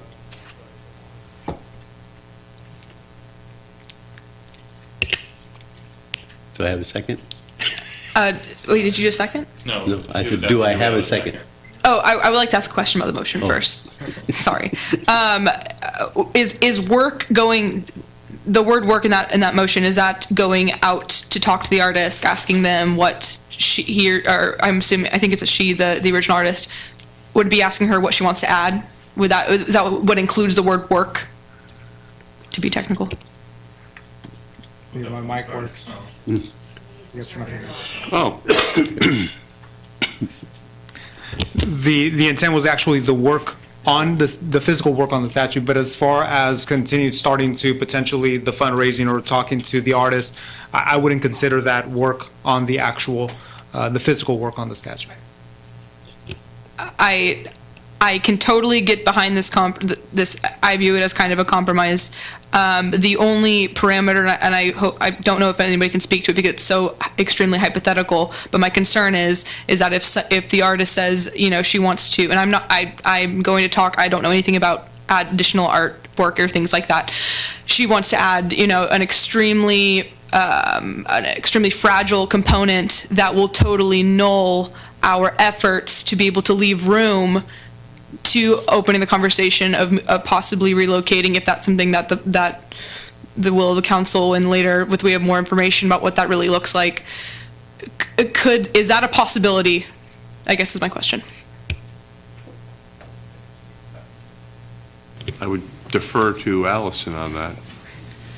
So if we get a request to move it within the 30 days, we can absolutely have that conversation with the artist to inform her of that activity, to get her best professional opinion on whether or not it would be wise to move forward or wait. I would imagine there would be, I don't know what the right term is, but she's obviously going to have to create this artwork off-site. She's not going to do it on-site, so I don't know. You know, I mean, I appreciate that thought, and I think that's definitely something I'll make a note of. If we find ourselves in that position, we'll want to include all of the factors so that, you know, we wouldn't want to operate in a vacuum. We got to consider all of those impacts. Thank you. I wasn't even aware that I didn't consider that it happens off-site. You know, I don't know any of that background, so that does answer I'm my learning question. too. I call Lisa, and she helps me with Thank those you. things. Thank you so much. Yeah. So with that, can I comment on the motion at Bay? I don't know what we're dealing with. Can I say I second that motion at this point? Okay, seconded. Seconded as amended. I'm learning too. Yeah. I have a motion from Councilmember Nazrati, second by Councilmember Larson. Clerk, will you please read the call the roll? Authorizing staff to proceed with a call for public art, giving the original artist first right of refusal to replace the live water feature aspect of the Calyphia statue with a ceramic tile cover that would continue the theme of the statue at an estimated cost of $15,000 to $20,000, using only non-general fund revenue, grants, or private donations to fund the project, with work on the Calyphia statue not commencing for at least 30 days. Authorizing the water be turned off to avoid water damage and minimize maintenance. Councilmember Nazrati? Yes. Councilmember Larson? Yes. Vice Mayor Esquer? Yes. Mayor Bublak? Yes. Passes 4-0. Did we just take care of both motions, right? We took care of both of them, okay, great. Okay, moving on to item 8D. I'm sorry, Vice Mayor. Did that take care of the maintenance item as well? I believe we did. Both Yes, of them. we did Okay, them I'm both. sorry. That's Thank you. okay. I appreciate it. Yes. Okay, item 8D, introduce the scheduled matters. Okay. Authorizing the continued engagement of law firm from Atkinson, Andelson, Loya, Rudd, and Romo to act as lead negotiator related to the fiscal year 2019-20 labor negotiations. Thank you, Shelley. Vice Mayor Scare. Good evening. Thank you, Mayor and Council. Yes, the item before you is we're seeking to gain council's authorization to continue the engagement of the law firm of Atkinson, Andelson, Loya, Rudd, and Romo to act as lead negotiator for the city of Turlock in our upcoming labor negotiations.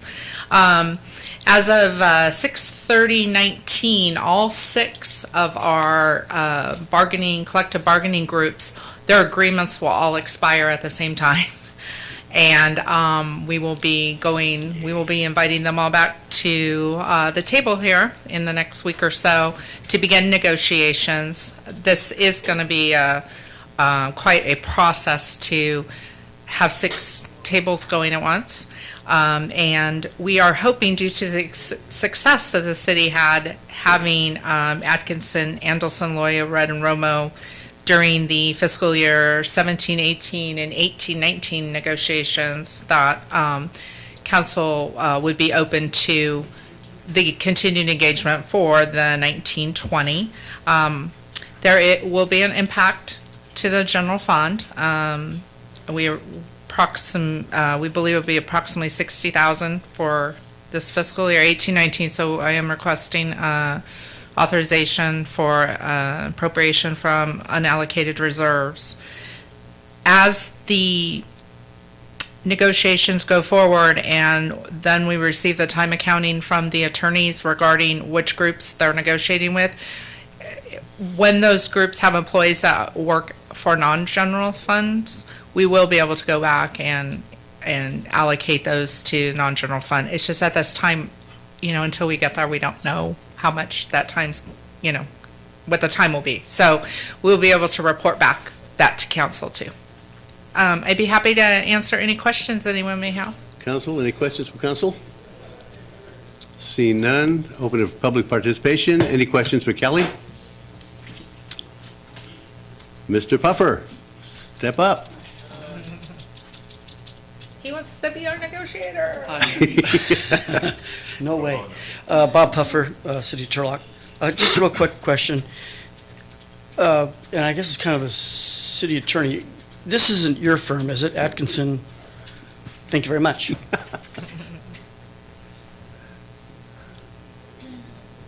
Any other questions from the public? I can clarify that the firm of Atkinson, Anderson, Loya, Rudd, and Romo is not Myers-Nave. And their specialty, to my understanding, is just representing the local government and school district in negotiations, meaning the employer side. They are specialized in that. So they have a great deal of experience and expertise. Great, thank you, Kelly. Okay, at this time I'll close public participation and bring it back to the council. Question, go ahead. And is it also true that we've worked with this firm before? Correct. Yes. Yeah, for the past two fiscal years, we had 5 of the 6 groups had contracts that needed negotiating, and we worked with them, and with great success. They have the knowledge and the skill that we need, and it's going to be tough with all 6. Sure. No, exactly. One more. Yeah, another quick question. And even when we had an in-house attorney, we did hire a firm to help with our negotiations. Is that correct? We either hired a law firm or we hired an independent negotiator. That was not, it may not have been an attorney, but there are people out there that do act as negotiators. Thank you. So, Vice Mayor, if I may, yes. just for some history, this firm was actually engaged here to do labor negotiations prior to my firm becoming the interim. I know that one of the ideas was to continue with the same services that has been providing you the labor negotiations, but I know that they were here doing these negotiations prior to my firm being engaged. Thank you.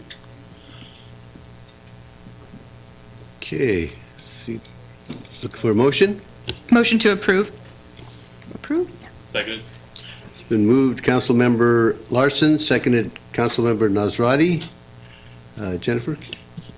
Authorizing the continued engagement of the law firm of Atkinson, Andelson, Loya, Rudd, and Romo to act as the lead negotiator for the city of Turlock as related to fiscal year 2019-20 labor negotiations with all 6 of the collective bargaining units recognized by the city of Turlock, and appropriating $60,000 to account number 110-10109-43010, contract attorney, from Fund 110, General Fund Unallocated Reserves, in the fiscal year 2018-19 amended budget for legal services related to the fiscal year 2019-20 labor negotiations with Turlock Firefighters Local 2434, Turlock Associated Police Officers, Turlock City Employees Association, Turlock Management Association, Public Safety, Confidential Employee Group, and Unrepresented Management Group. Councilmember Nazrati? Yes. Councilmember Larson? Yes. Vice Mayor Esquer? Yes. Mayor Bublak? Yes. Passes 4-0. Thank you.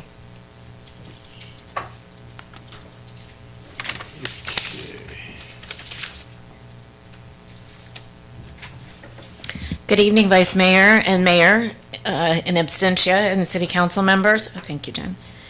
The item before you is kind of a second part 2 of how the city of Turlock intends to implement some of the new dollars coming from the state of California relative to dealing with issues related to homelessness and other vulnerable populations.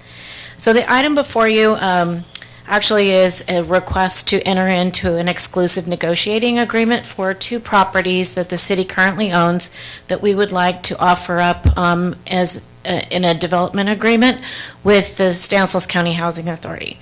So the first, there you go. So the first unit, as you may know, this is funding called No Place Like Home. It, as it's detailed in the staff report, is related to bond dollars that were generated through a Mental Health Services Act. And there is about $2 billion in bond proceeds that are available to develop housing units for individuals and families with at least one member of that family experiencing some sort of mental illness, which could be anything from autism to bipolar disorder or whatever. It ranges from all kinds of sort of diagnosed situations. And so the city of Turlock had purchased some units, actually, about the time we did the units across the street, we had some other dollars. And this 1143 Park, 45 Park facility came available, and we were going to develop additional units on it and had purchased it. It's a single-family home, as indicated in that picture, and then it has a triplex in the back. And so it's on a very large piece of property, and so we were going to rehabilitate it and add some units and look for some funding. However, this particular No Place Like Home funding stream has came available, and that we believe that this is an opportunity for us to partner with the Housing Authority as the developer in order to add additional units on this particular property, in addition to the single-family home and the 3 units in the back. The second property is this blank lot. It has been owned by the city for a very, very long time. It is at the corner of Palm, Canal, and Monroe. We've used it as a staging when we did the East Canal reconstruction, all of that. And this was acquired. There was a house and an illegal unit on it, and the city acquired it in like 2003. And put the curb gutter and sidewalk and a bunch of maturations, and never, before my time, never followed through with the project, and it sat there. And so we were in the middle of developing a project to put on here when redevelopment went away. We were going to use redevelopment dollars. There had been some federal CDBG and home dollars put into this project, and because they didn't follow the rules at the time of those funding sources, we have sanctions that we cannot use any more federal dollars in this project. So this is an opportunity with funds that are originating through the state of California to actually develop and build new units. So this, the exclusive negotiating agreement is to demonstrate in the grant application to the state that we've got this development agreement and site control. And so what we're proposing in this project is to put 4 units on this particular project, and then rehabilitate the 3 units here and construct 4 or 5 more depending on the layout. And so that is sort of the extent of what we're trying to do, is to develop a mixed, or what they call a scattered site project. And they would be managed, they would be owned and managed by the Housing Authority, and then probably master leased to a mental health provider who deals with the families. How the property is transferred will be dependent on sort of the scoring in the grant application. And so with that, we're asking for 2 things. One is to approve the attached ENA, or an exclusive negotiating agreement, and the second is to authorize the city manager to go ahead and enter into the development agreement relative to these 2 properties in order to develop them for units for families with mental health disorders. And I'd be happy to answer any questions.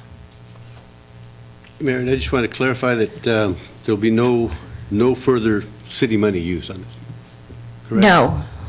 We've actually, when we say city money, so what the park we purchased with federal home dollars, so there's never been any general fund, but there've been city grant dollars from HUD.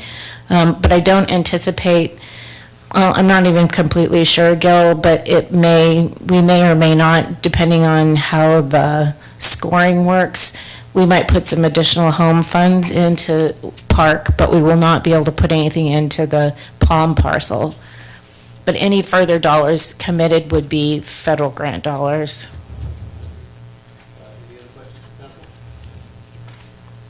How did we pick these two spots? What were the considerations in picking the two locations for the? We own them? I mean, do we have, I'm assuming we own a lot of property. No, we do not. We don't? Okay. Thank you. Okay, open to public participation. Any public comments on this issue? Seeing none, I will close public participation and bring it back. Can I ask a question? Yes, go ahead, Mayor. Did we send out something to the areas that would be near it in any of the properties to see if they were going to come tonight? That process would be the entitlement process. There would be a noticing, but no, we didn't notice the neighborhood because this is not a binding agreement. It's just to demonstrate site control. Okay, but should they be at the beginning of the conversation as opposed to the end? Mr. City Manager? Thank you, Madam Mayor. That would probably, let me put it this way. I do think we have complied in good faith with the spirit of the applicable rules, regulations, and laws. That's not to say that anything prohibits us from going beyond that, if that's the direction of council.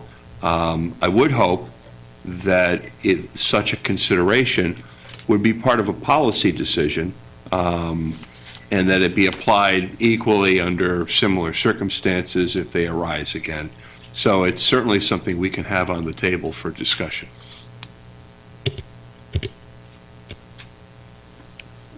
Any further questions from anyone? Mayor, you okay? I think Mr. Sanchez was going to say something. Yes, I was going to make a couple comments on the timing of it, because I think there's also a timing issue of why we also have a resolution that's authorizing the city manager to enter into a development agreement. Usually, you want to have these negotiations with an exclusive negotiating agreement, but you also want to have a development agreement negotiated, which talks to what actually goes on the property, what does it look like, liability issues. I know oftentimes, people think, well, maybe our property, is there any liability there? Those types of agreements are the ones that are usually, you have to enter into in order to cover all those issues. Again, in order to get this on the agenda, because I think that it was a deadline. There is the submission for the grant agreement, the submission for the grant, where you have to demonstrate site control, and that's what the E&A does. It's not binding other than, well, it is binding to a certain extent, but it doesn't spell out the specifics, as the city attorney eloquently pointed out. It doesn't do anything other than say that we have site control.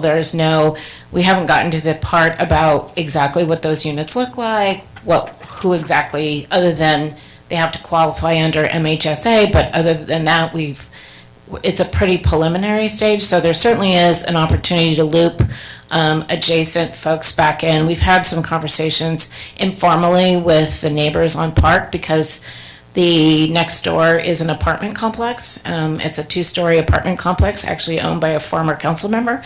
And so we can certainly do additional outreach, but this is to basically demonstrate site control. And the deadline for the grant is January 31st. And we'll be working on, through this time, we'll be working on the actual development agreement and the details regarding kind of what it looks like, potentially even contacting surrounding properties. But that's the purpose of the resolution as well, authorizing that the city manager, the authority, will be looking at those details. Any further questions?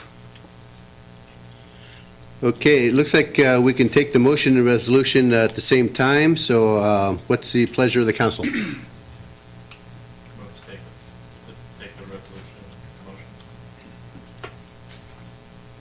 Seconded.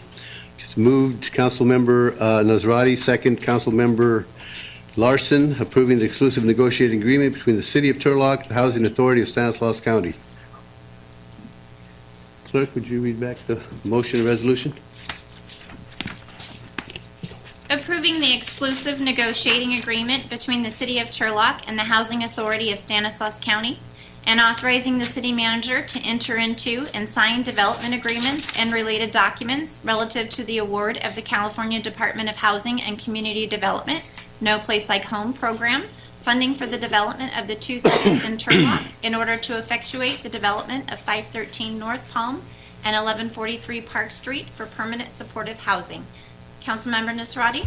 Yes. Councilmember Larson? Yes. Vice Mayor Esquer? Yes. Mayor Bublak? Yes. Passes 4-0. Okay, thank you very much. We're going to go into staff updates. Looks like administrative, no update provided. Looks like we are going to have a verbal from Development Services Department. Nathan? Yeah, good evening. Vice Mayor, Mayor, members of the council. City clerk's gonna assist me with the map. But I want to take this opportunity to provide an update to the city council. You all have received copies of the map, which have been displayed on the screens, and there's a couple additional copies on the back as well. This map is the City of Turlock's current PCI condition. So PCI stands for Pavement Condition Index, PCI Index. And the green roads represent, or the green lines represent roads that are in relatively good shape. So the PCI is a range from 0 to 100, with 0 being the worst, basically a dirt road, and 100 being a freshly paved street. The green segments represent PCIs with a range of 100 to 70. So those are your roads that have been recently paved. They're roads that have been maintained through different slurry seal programs. And the next category is the yellow category, and on the screen it's a little hard to see. But those are in the range from 69 to 50. So those are the roads that that are in adequate or fair condition. And the next category of road is classified as poor condition, which are your red streets. One thing to note: a lot of the older roads, those are a lot of your red and yellow streets. A lot of the newer roads, they are green streets, and coincidentally they align with assessment districts for the most part. The assessment districts maintain funding to help resurface their streets roughly every 7 years, and that adequately shows, or that shows the pavement condition being elevated. For your information, when the city first surveyed our streets in 2013, we had an average PCI of 67. That was an average over the entire network. It has gone down. We are currently at an average PCI of 56. So it's gone down 11 points, and that is due basically to the amount of funding that we have invested in our infrastructure. I wanted to, I know the road topic and road maintenance has been a hot topic lately, so I just want to take this opportunity to let you know we are working on quantifying our needs and our condition, and working on developing solutions based on actual data rather than hearsay, or you're familiar with the roads that you drive down, so you focus on those. We'll be having a more in-depth conversation in future council meetings. I just wanted to provide this as an update. So, thank you. Nathan, I do have a question. Yes. I see a lot of red. Now, just offhand, can you give me an idea of what our Measure L will do to correct the percentage of this, or what percentage we're going to look at? Yeah. Well, so in a future conversation, I'd like to bring back the topic of road maintenance and all-inclusive. Let's look at all of our different funding sources and look at what is the best, most efficient use of those limited dollars that we have. Right now, the current Measure L projected over the next 5 years hits a lot of the larger arterial streets, West Main, East Avenue, Golden State, Gear Road. So a lot of those roads are down in the areas that are red. The treatments that are projected, they're either overlays, inlays, or reconstructs, which maybe are terms that maybe not everyone's familiar with, but those are types of treatments that would bring the condition up to near 100. Do we have like a percentage of It'll be part of the analysis that we can bring back when we have that discussion. I can run different scenarios based on certain roads that we choose to do, or based on levels of funding. We can basically do a scenario where if we say we're going to spend $5 million, what does that do to the PCI? If we only want to do slurry seals, or we want to allocate them in different districts, council districts, what does that do to the overall condition? So these are all different scenarios that we can run. Off the top of my head, I'm not too sure though. Okay. Questions? Do you also have a map that shows this road identification as well as our assessment districts? Like, do you have a map where they kind of overlap? That is something that I'm working on. Oh, okay. They're operated, or they're housed in two different GIS systems, and so it's coordinating the two, but it is something we're working on, and I will have it, I don't want to commit to next meeting, but we'll have it at a future meeting. Perfect. And then I had another, more of like a process question. If they're currently, with our current system, I know this is all up for conversation with the new process you're kind of embarking on. But currently, if there is a yellow road, let's say, that is up for rehabilitation, up in our, our list of roads that we're going to be fixing, whenever that road does come up, is there room for moving a red road ahead of it? Or since it's been on the list for like 15, 20 years, there's no question that road's going to be moved down the list because there's higher priority roads that have much lower PCI rating? Yeah, no, it's all up for discussion on what the council's priorities are.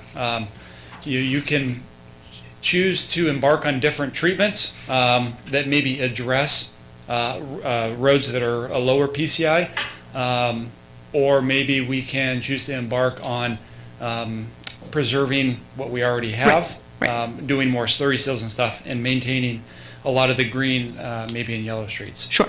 So, thank you. These are different scenarios that we can discuss. Great. Another question? Since we did have open up the discussion, anybody from the public have questions for Nathan? I just have one question for Nathan here. I was thinking about this. I've been thinking about this quite a lot because when I come here to the council meetings, I have to find a route to go on. And I'm trying to be as objective as possible. And I think what we should try to do is have one road in each area. And I wanted to show you what I meant here. Okay, in this area here, which is the area that I exist in, we have a lot of red roads, but if we could just use like Park Road, and the reason I pick out Park Street is because that, when it crosses Grant, already has a stoplight, or stop sign. Stop sign, yeah. So that would give all the people in the neighborhood, not just me, this is not a personal thing, this would be all the people in the neighborhood, at least one good street that they could travel on to go between two areas. The area, the residential area and the downtown area. And if we could, I don't know if you need to have public meetings or you can just figure this out, but I think it would be good to, take that into consideration in the different areas of town. Thank you. Yeah, what we can do is we can run different scenarios based on the different classifications of street, between your arterials and collectors, that could demonstrate what that would look like in terms of financial contribution. Okay. Thank you very much, Nathan. Thank you. You know what, actually, Nathan, if I can get you back up here, I do have a quick question that's really kind of in your development department, but we were at a meeting a couple weeks back with the Turlock Unified School District and CSUS, and concern was brought up about the safety of crossing Monte Vista. I just wondered, is there a way to open up a partnership with CSUS on trying to find a way to solve the safety problems? Yeah, actually, we already have that avenue established between the city's traffic engineering and the city's police department, the university's police department, and the university has put together a task force. We've been meeting roughly quarterly. It's been a little while since the last time we've met, but we've met at their campus and we've hosted as well to address these different issues. A couple of things that we were able to address, kind of the low-hanging fruit, if you will, was we replaced all of the light bulbs, the street lights along Monte Vista to LED. We also addressed deficiency in pedestrian push buttons at the intersection of Dells and Monte Vista. So we already have that process established, and I know internally at a staff level, just with the city, we've started taking a look at what does that look like? What do these different improvements versus restrictions, how do we improve safety in that area? Okay, great. Thank you very much. I'm sure President June appreciates all of that, because I know she was really concerned. Thank you. Okay, seeing all the other updates are on the agenda. Let's see. Looks like we're going to go straight into city manager comments. Did I miss something? Did I miss something? We have, you're correct in saying that we have written staff updates for both the fire department and the police department included in the agenda packet, but the police chief is also going to do a verbal presentation regarding the city park policy. Oh, okay, great. Thank you. Sorry, Chief. That's okay, I was willing to leave early. Yeah.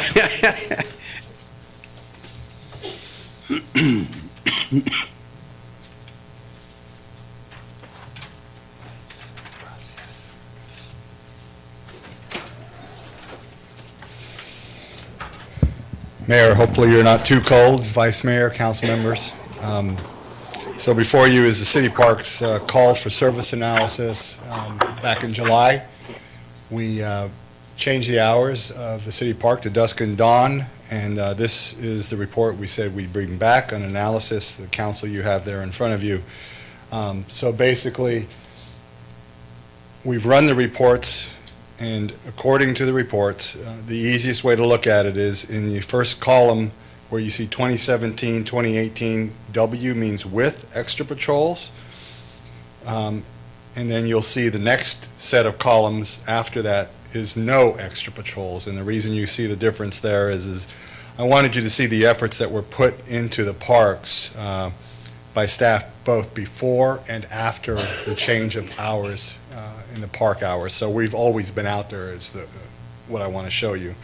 But looking at the no extra patrols, that's going to be your biggest rating, where you can see from July 1, 2018 to 12/31/2018 versus the same time frame the previous year, we have had a 17% total reduction in calls for service at our parks by changing the park hours to closing at dusk.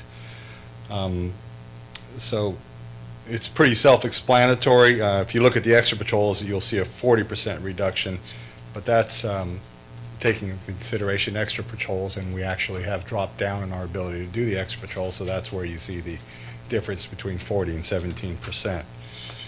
Questions on this slide? The bar graph just resembles exactly what we're talking about. So the lines, again, show no extra patrol for 17 versus 18, and the bar graph shows with extra patrol. So those are the differences. Our highest number of calls without extra patrols clearly show Broadway Park's going to be the outlier. This went into service before the Boise decision. However, we still see a reduction of 17% when we take Broadway Park out, or without Broadway Park is a 35% reduction. So if you take that outlier out of a 181% increase just because of Broadway Park issues that were going on, you take them out, we have a 35% reduction in calls for service to parks by closing the parks at dusk. We use the time frame of 1800, which is 6 p.m., to 0600, which is 6 a.m., because when we start going to dusk, it starts getting darker at 7:30, 7, 6, and eventually at 5. So we took an average time frame. So with that concludes what I was presenting to you. That's our 6-month evaluation. What it comes to is closing the parks at dusk has had a reduction in calls for service. So I leave it at that with you. I would suggest if we're going to continue with it, I would suggest you continue with it. But take into consideration, there are some parks that have after-hours processes in place, but they're rented. So we already have a process in place, and I'm going to divert, if there's any questions regarding that, to Allison. But for safety, public safety, it's clear we have had a reduction in issues at the parks.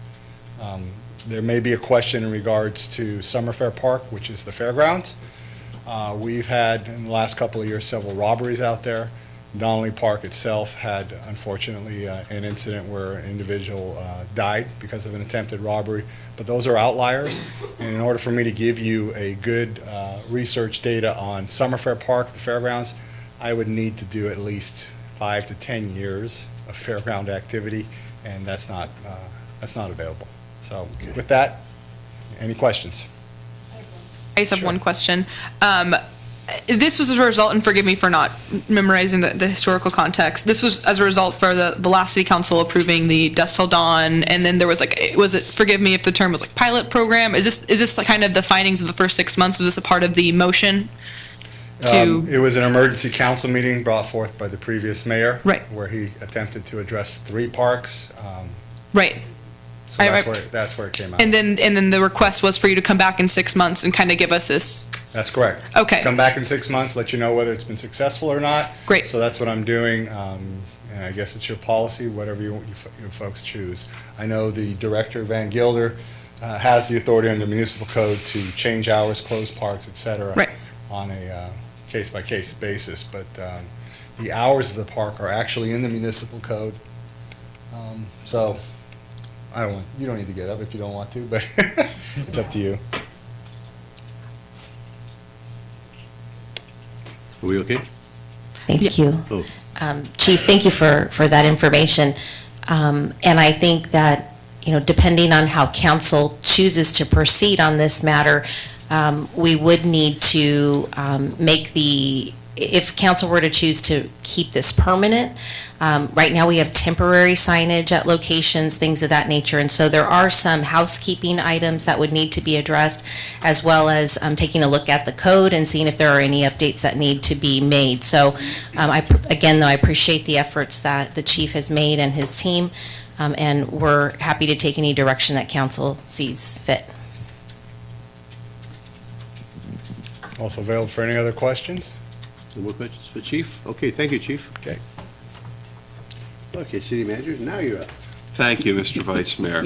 I appreciated the Chief's offering tonight. I have provided the executive team and members of council with some notes. I'd like to go over them. And it's really an exercise of trying to help the new council sort of set where its priorities want to go.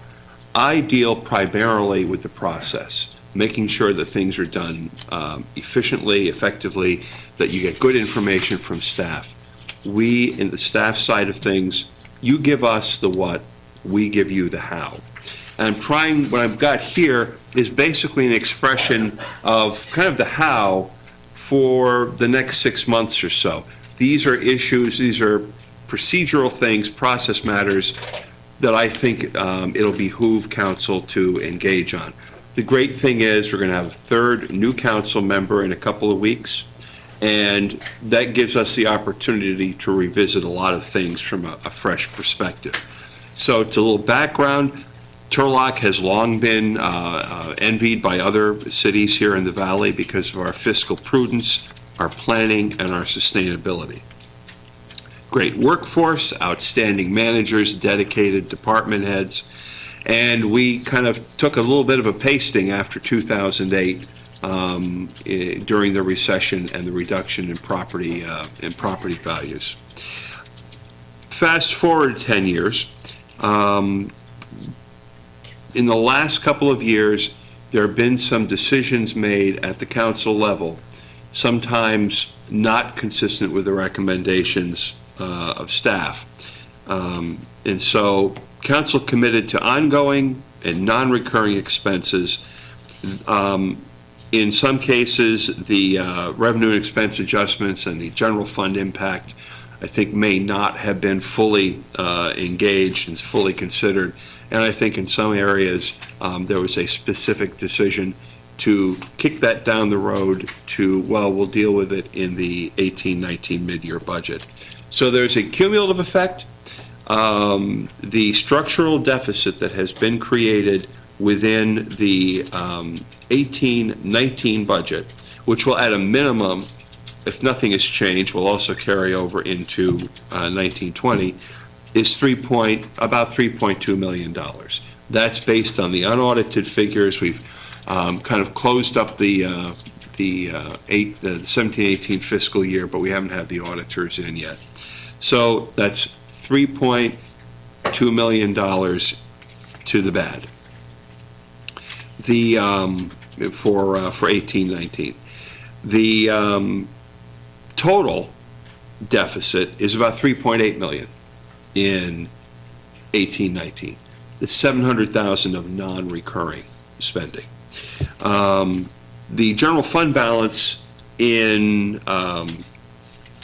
2017-2018 at 11.1 million. At the end of fiscal year 18, it's projected to drop down to 10 million. So there was some application of general fund. If present trends continue, then by June 30th of 2019, it'll be down to 6.8 million. That's not a sustainable model. I wouldn't say we're putting our groceries on the credit card, but we're definitely living out of the savings account. Now, we're entering a new year. We've got new mayoral and council leadership. Gives the staff the chance to come back to you with a fresh perspective, and you're going to be new eyes at all of the issues that we've got to address. So council and staff, I think, have an obligation to address these strategic objectives and find ways to carry us forward through 2018-19 through the years ahead. We cannot avoid aligning our fiscal and policy issues. And I think my proposal will be some collaborative action with your department heads, with your colleagues on council between now and June 30th in three major functional areas: finance, city finances, organizational development, and a move toward policy governance. Some of these things that are in these notes, you've seen them before. And either they've been addressed, but they've come back around, or they got laid aside and, like a toothache, might have subsided for a little while, but you know it's coming back. And I strongly urge you to acknowledge and assess these objectives. So under finance, these are the highlights, mid-year financial report. Now, there's a typo in here. It involves a number, so I'm a little bit concerned. That's on me. I referred to the February 22nd council meeting. I was so excited about tonight that I got that confused with the January 22nd. It's really the 26th of February. Anyway, staff will bring council a detailed mid-year report. It'll be organized by city operating department, and the focus will be on where do we land on June 30th. We'll take account of what we have spent, what we've taken in so far, but really the most important thing is to look forward and to project where we anticipate us ending in terms of the fund balance. It'll be narrative, so it'll be accessible. it will explain to you, you'll always have the spreadsheets and the printouts, but this report is intended to explain in reasonable language just exactly what those numbers mean. And so here are the key things that we're going to answer for you. What is the city government's fiscal condition as of January 1st this year? A survey of the events and decisions that brought us to where we are. We can't avoid pitfalls in the future if we don't understand where we were in the past. What are the staff's revenue and expense and fund balance projections for June 30th of this year? And that's going to be on a department-by-department basis, so you get a sense of how things are going in the departments, and then we will tie it all together at the general fund and all funds level. What are our assumptions about revenues and expenses for 1920 and 2021, and that's going to be important. And when we talk about projections, you're going to want to know where are we pulling this stuff from? What do we assume is going to happen to the cost of health insurance? What do you think is going to happen with the number of employees? It's going to be how are we coming up with these numbers? The objective here is to tell city government's story, describe some of the paths toward a sustainable balance, and get you thinking and talking about what some of our options are. We have to reach a sustainable balance, repeatable year after year, if we're going to continue providing services at our current level. You can get a 1 year, you can patch and fill, and you can close a budget up for 1 year, but that's a dangerous way to go, especially where in a state where revenues are so constrained and expenses are really, in some degrees, unavoidable. We got a couple of little grace notes. The engineering fund. The engineering fund has been running a deficit since 2012. It combines activities that are fully funded through grants and project costs and awards, some that are partially funded by virtue of fees that are generated but which are not assessed at 100% as a policy matter by council. And then there are some things that are done, like traffic engineering, that are a general fund cost. We have not been putting the general fund match into the fund since, I guess, at least 2012, 2013. Over time, that annual deficit has escalated to the point where there's a deficit in the fund of 2.5 million. That is technically, and actually, I shouldn't say technically, it actually is a liability against our general fund balance. So you remember that 10 million I was talking about before in the general fund? Well, you can take off 2.5 as a bookkeeping matter. So that brings down to 7.5. And then it'll go even lower. The important thing, however, is I've been advised that we can satisfy that liability over time. So if we put in $500,000 a year, let's say, to retire that, instead of having to put it all in at once, it saves us on cash flow. Our net position is going to be the same, but we will have working capital. We'll be able to do some things. We just need to keep our hands off the principal. Assessment districts, I'm really glad that we saw the presentation from Nathan and that the question was posed. The fund in which our 200 assessment districts reside is in itself in good shape. It's in balance, but those 200 accounts are a little bit less transparent. We are going to be taking a look at the health of those funds, or those accounts within the fund, and look for ways to improve our ability to manage those. 3 different departments are engaged now with the assessment district funds, and when everybody's in charge, it's tough to find somebody who really knows what's going on in all those areas. City of Modesto has 19 districts to our 20. So one of the things we may look at is how do we consolidate those and what's the impact. And then under finance, the last item, capital improvement plan. we've identified over $250 million in unmet capital needs during the development of the five-year plan for fiscal year 17. Columbia Pool, the fire stations, the senior center, street paving. Our overall capital needs, and this is not uncommon, exceed our ability to independently finance them. Most of the items that come up for adoption in the budget as part of the capital plan, we have other sources of revenue for. Could be the water and sewer funds, could be state and federal grants, Measure L revenue, whatever. When we don't get the funding, we just push that project out another year. So we don't start the project until we have the funding. And if we don't have the funding, that project that was going to start in 17, 18, that gets pushed into 18, 19, or 19, 20. But you'll get the capital plan and the report on that at another time. But again, it's more competing dollars and attention for the resources that we have. Organization. Program catalog, we got pretty much the final draft to explain what it is we buy. Your budget is the single most important document that this council produces each year. It expresses in ways that words don't, policies and priorities. We focus on the general fund, and we focus on our constraints and our limitations, and that often leads us to be looking at the cost of fuel oil, and how much do we budget for stamps, and how much are uniform allowances. And that's important. We need to be good stewards, but that focuses our attention on what it is we're spending.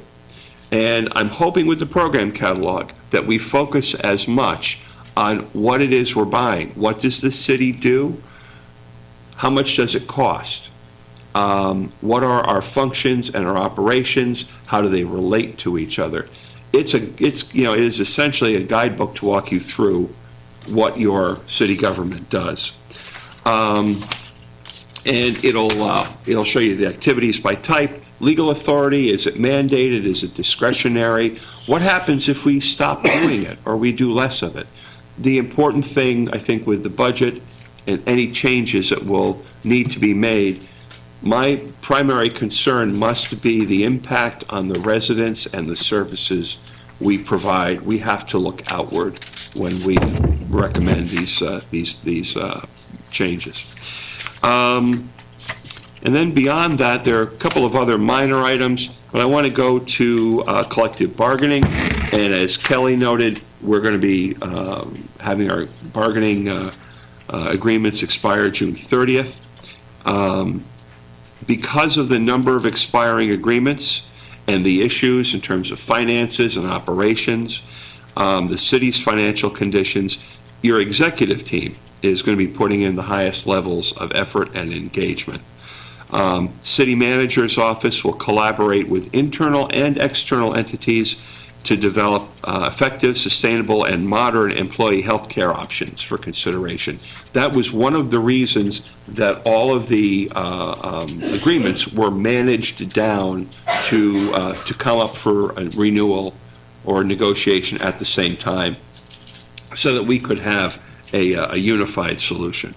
And we've got expertise coming in, that's great, but that expert is going to be relying on our department heads to provide support, information, strategy, guidance that they will then, that the negotiator will then bring to the table.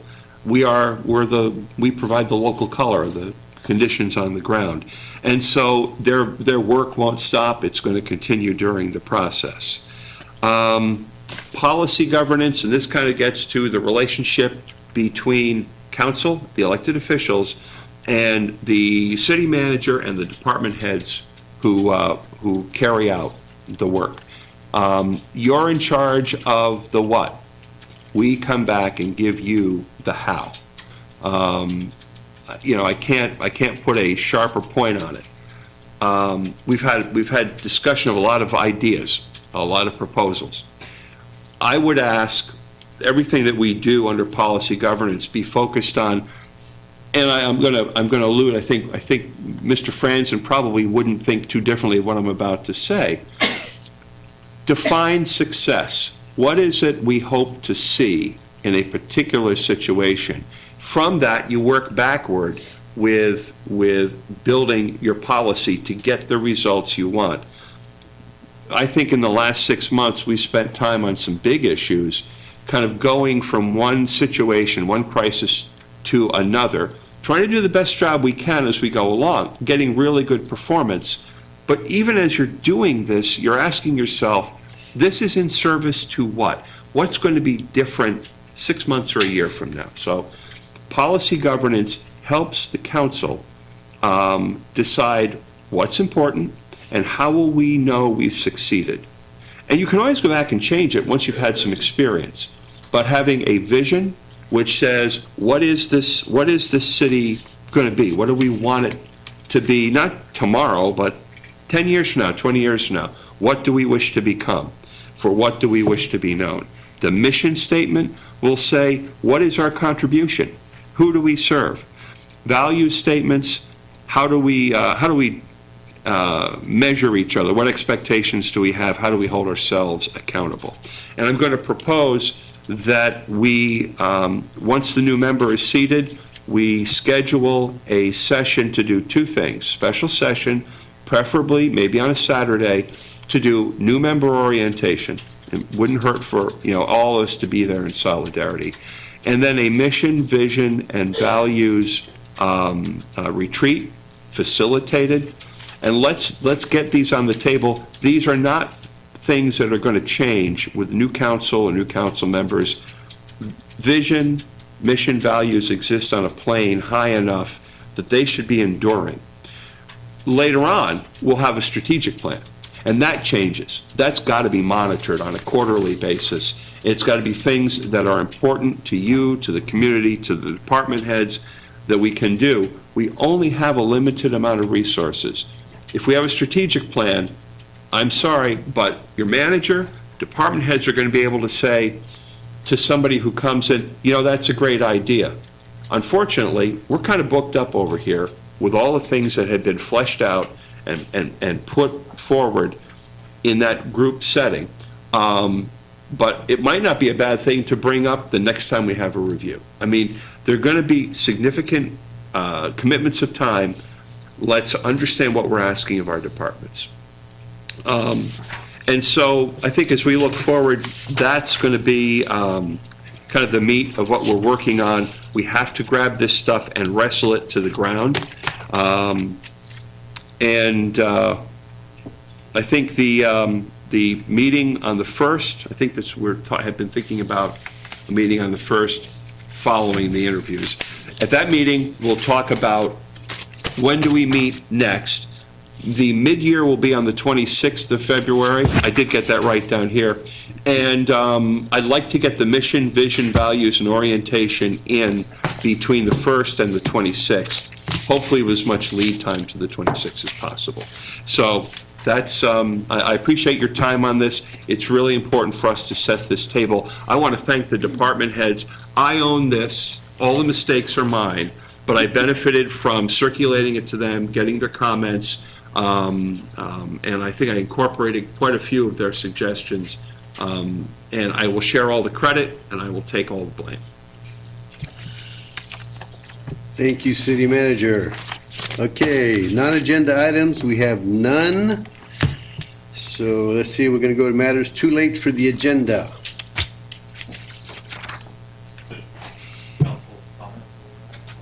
No, we're at items for future consideration.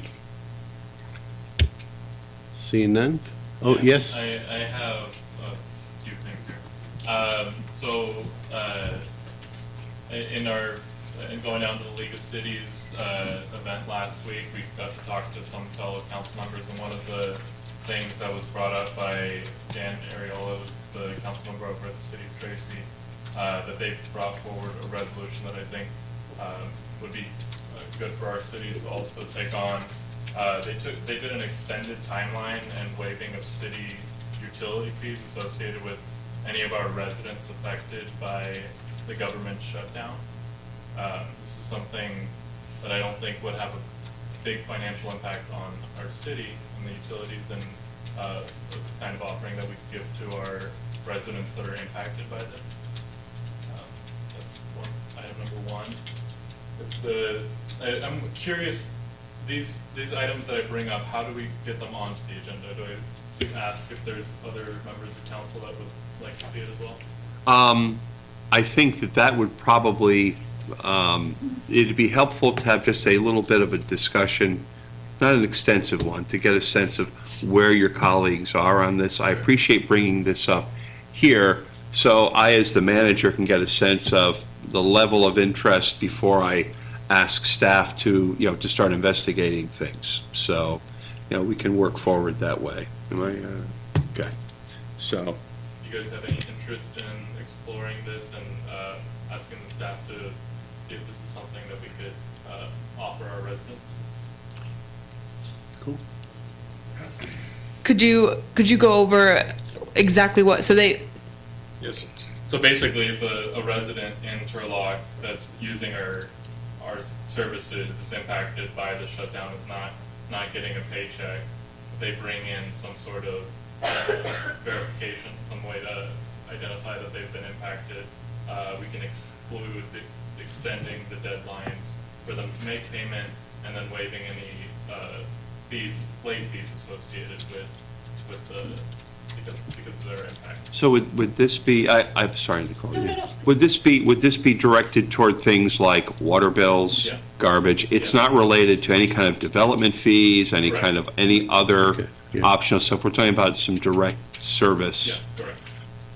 Okay. I am interested. Okay.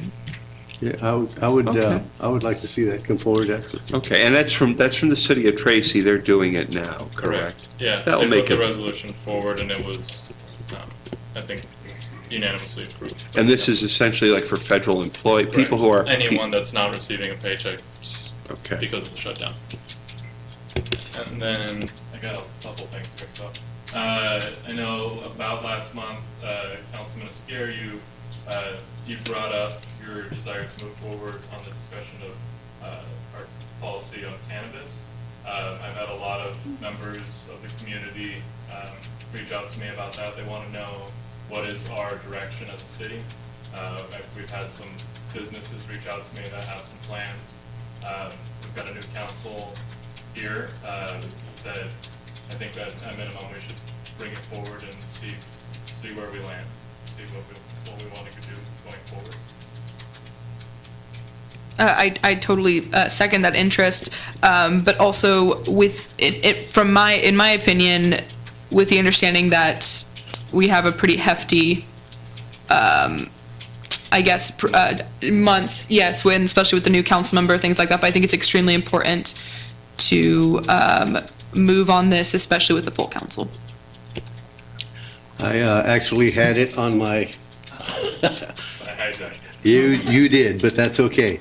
I think we need to proceed and find out if we're going to continue the ad hoc committee or get together with the chief of police and the city attorney and find out what our next step is going to be. We need to do this as a council. So, yeah, I'd like to see that come forward. And we can start with the report from the ad hoc committee from last year will be a starting point for us. We can redistribute it to everybody if they don't have it. Mm-hmm. Great. I got my mic on this time. And then this next one here is in regards to the homelessness discussion. I think our last meeting was cut a little bit cut short without some substantive discussion on some of the specific topics that I wanted to explore, so I want to get some of them agendized. I know the police chief brought forward some of the reports based on some changes we made to our city policy on the parks, and I think it would be worth consideration and discussion, an exploration of all of our policies that are currently impacting the homeless population, and decide if there is any sort of anything that needs to be revised within that. That's another item. And then. And we're, I'm just, again, this is, because, well, yeah, it is definitely something that is a salient issue. And I think the approach of looking at the policy level, reviewing what's been adopted already, asking, are we getting what we wanted to out of it? And I hope that you'd be able to use that as a way to, again, as I said before, define success. There are a couple of choices. One would be, well, we don't want to see people.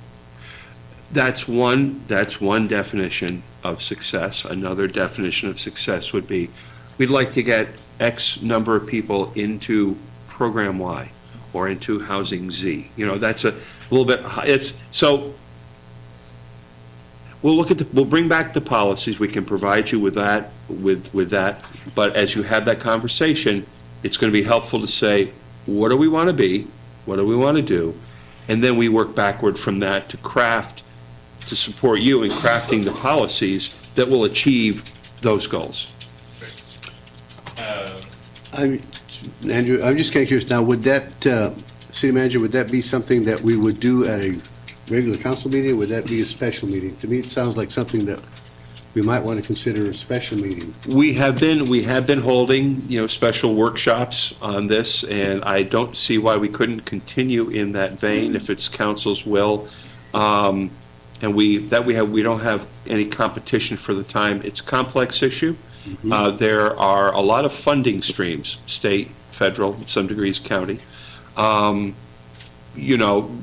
of the money comes through other levels of government, and they essentially are the service providers. When folks don't fit into any of those categories, or that net doesn't manage to pick them up in a positive way, then it becomes a matter for cities, which is where people live. People live in cities. So we'll bring back the old policies. You might want to discuss at a future time. Great. When you want to schedule that. Yeah. And then another thing coming out of that meeting, I know Marin Pitt mentioned that we, as a city, have the capacity to end homelessness for veterans in our city, that there is plenty of financing available for us if we wanted to procure it. I think this is something that I personally think that the whole community would be behind, and I think what I want to do is bring forward a resolution to make that something that we would move forward with as a city. Okay, seems to be consensus on that. I would simply, if I may, in the interests of, I hate to manage expectations, but it's one thing to have the resources to serve an entire population of homeless veterans, or to serve an entire population of anything, where participation is a voluntary matter. Sure. So I guess the resolution to make it a point of emphasis and a priority to ensure that the facilities are there for and I would suggest that the resolution should come after, you have that larger conversation. Correct. But I want to make sure everybody's on the same page. Somebody who I respect has talked about mitigation rather than solving. And, to me, solution, implies 100%. Sure. But we can always do better. Agreed. And then, I guess, a couple things here. So I received something in the mail about our water system failure for drinking water standard tests.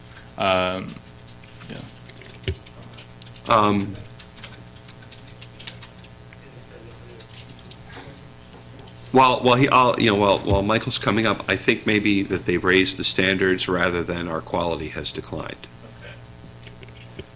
Yes, good evening, Mayor and Council. To your question, Councilman Nazrati, January of last year, the state adopted a new standard for a contaminant known as trichloropropane, which is a byproduct that was found in a pesticide that was applied to grapes primarily in this area. And so this time last year, the state notified water agencies that you had to test for TCP. If it was over a certain threshold, wells had to be shut off. Wells below that threshold could stay on, but they gave us a 3-year notice to bring those wells into compliance. So we have 3 wells They're on a 3-year notice. Part of that notice is every quarter we have to notify residents that the water does not meet a certain drinking water standard. It is not an immediate health concern, but we have now 2 years to bring those wells into compliance. So right now we're looking at treatment systems for those wells, or alternatively turn them off. Obviously the longer term solution is to get surface water, which will always meet drinking water standards.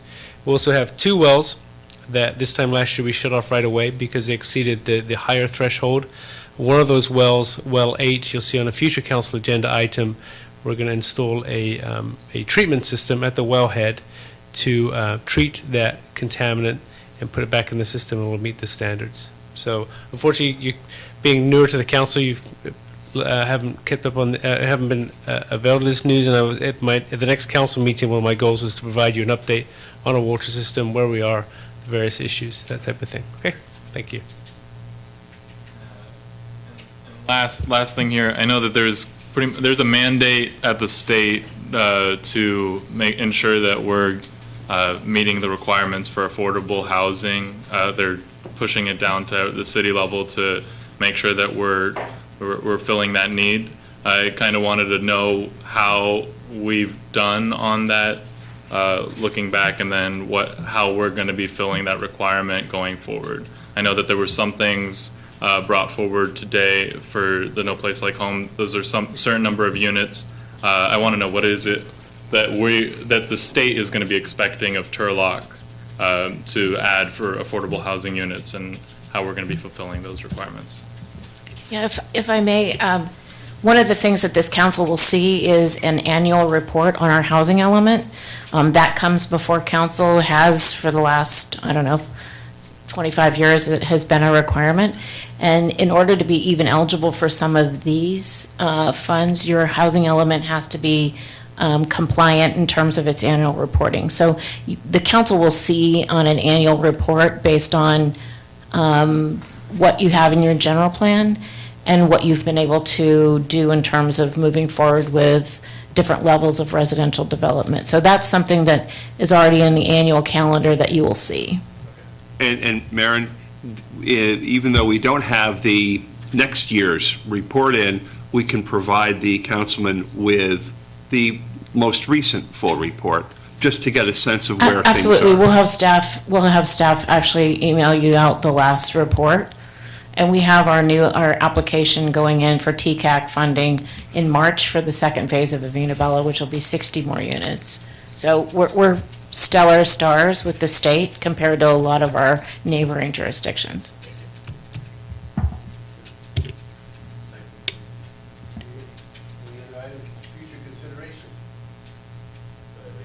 Mayor, you out there? I am. Just want to make sure you're still awake. Do you have Thanks for that. Wait, just real quick, Yes. if you guys can all acknowledge that our chief of police has his anniversary as our chief on Thursday. I won't be able to attend his awards breakfast, but make sure that somebody says it there, please. Okay, should we take donuts? Donuts are good. He likes donuts. Maple. Maple. There it is.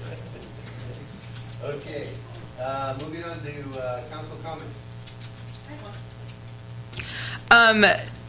You guys all and everyone who's watching kind of got a snippet that Andrew mentioned, that him and I just got back from the League of California Cities new council conference. It was located in Sacramento. We were able to share the room and many sessions from about 8 a.m. till 6 p.m., 6:30 p.m. Share the room with about, I don't know, 450 other newly elected council members, some career council members, mayors, city managers, and executive staffs of all sort. We were able to get into some sessions, an extensive report on the Governor Newsom's new budget, how that's going to affect our local jurisdictions, as well as legislation that's going to be coming down the pipeline from Sacramento, and what we should be keep aware of, and really can be more effective when talking to our local representatives. We also had our mandated trainings, ethics, sexual harassment. We were able to really dive into really extensive presentations on CalPERS and how that's really going to affect us. Land use, getting kind of an overview of CEQA, basically showing new council members the obligations we have, what we signed up for, and really what that means. But being in a room with experts that really helped us. Really, I think what Andrew just got done doing is a product of the training that we were exposed to. So thank you to the city, thank you for the residents, and it's effective and it's helping us do our job better for you. So thank you. Seconded. Okay, seeing no other council comments, I think we have closed session. City Attorney?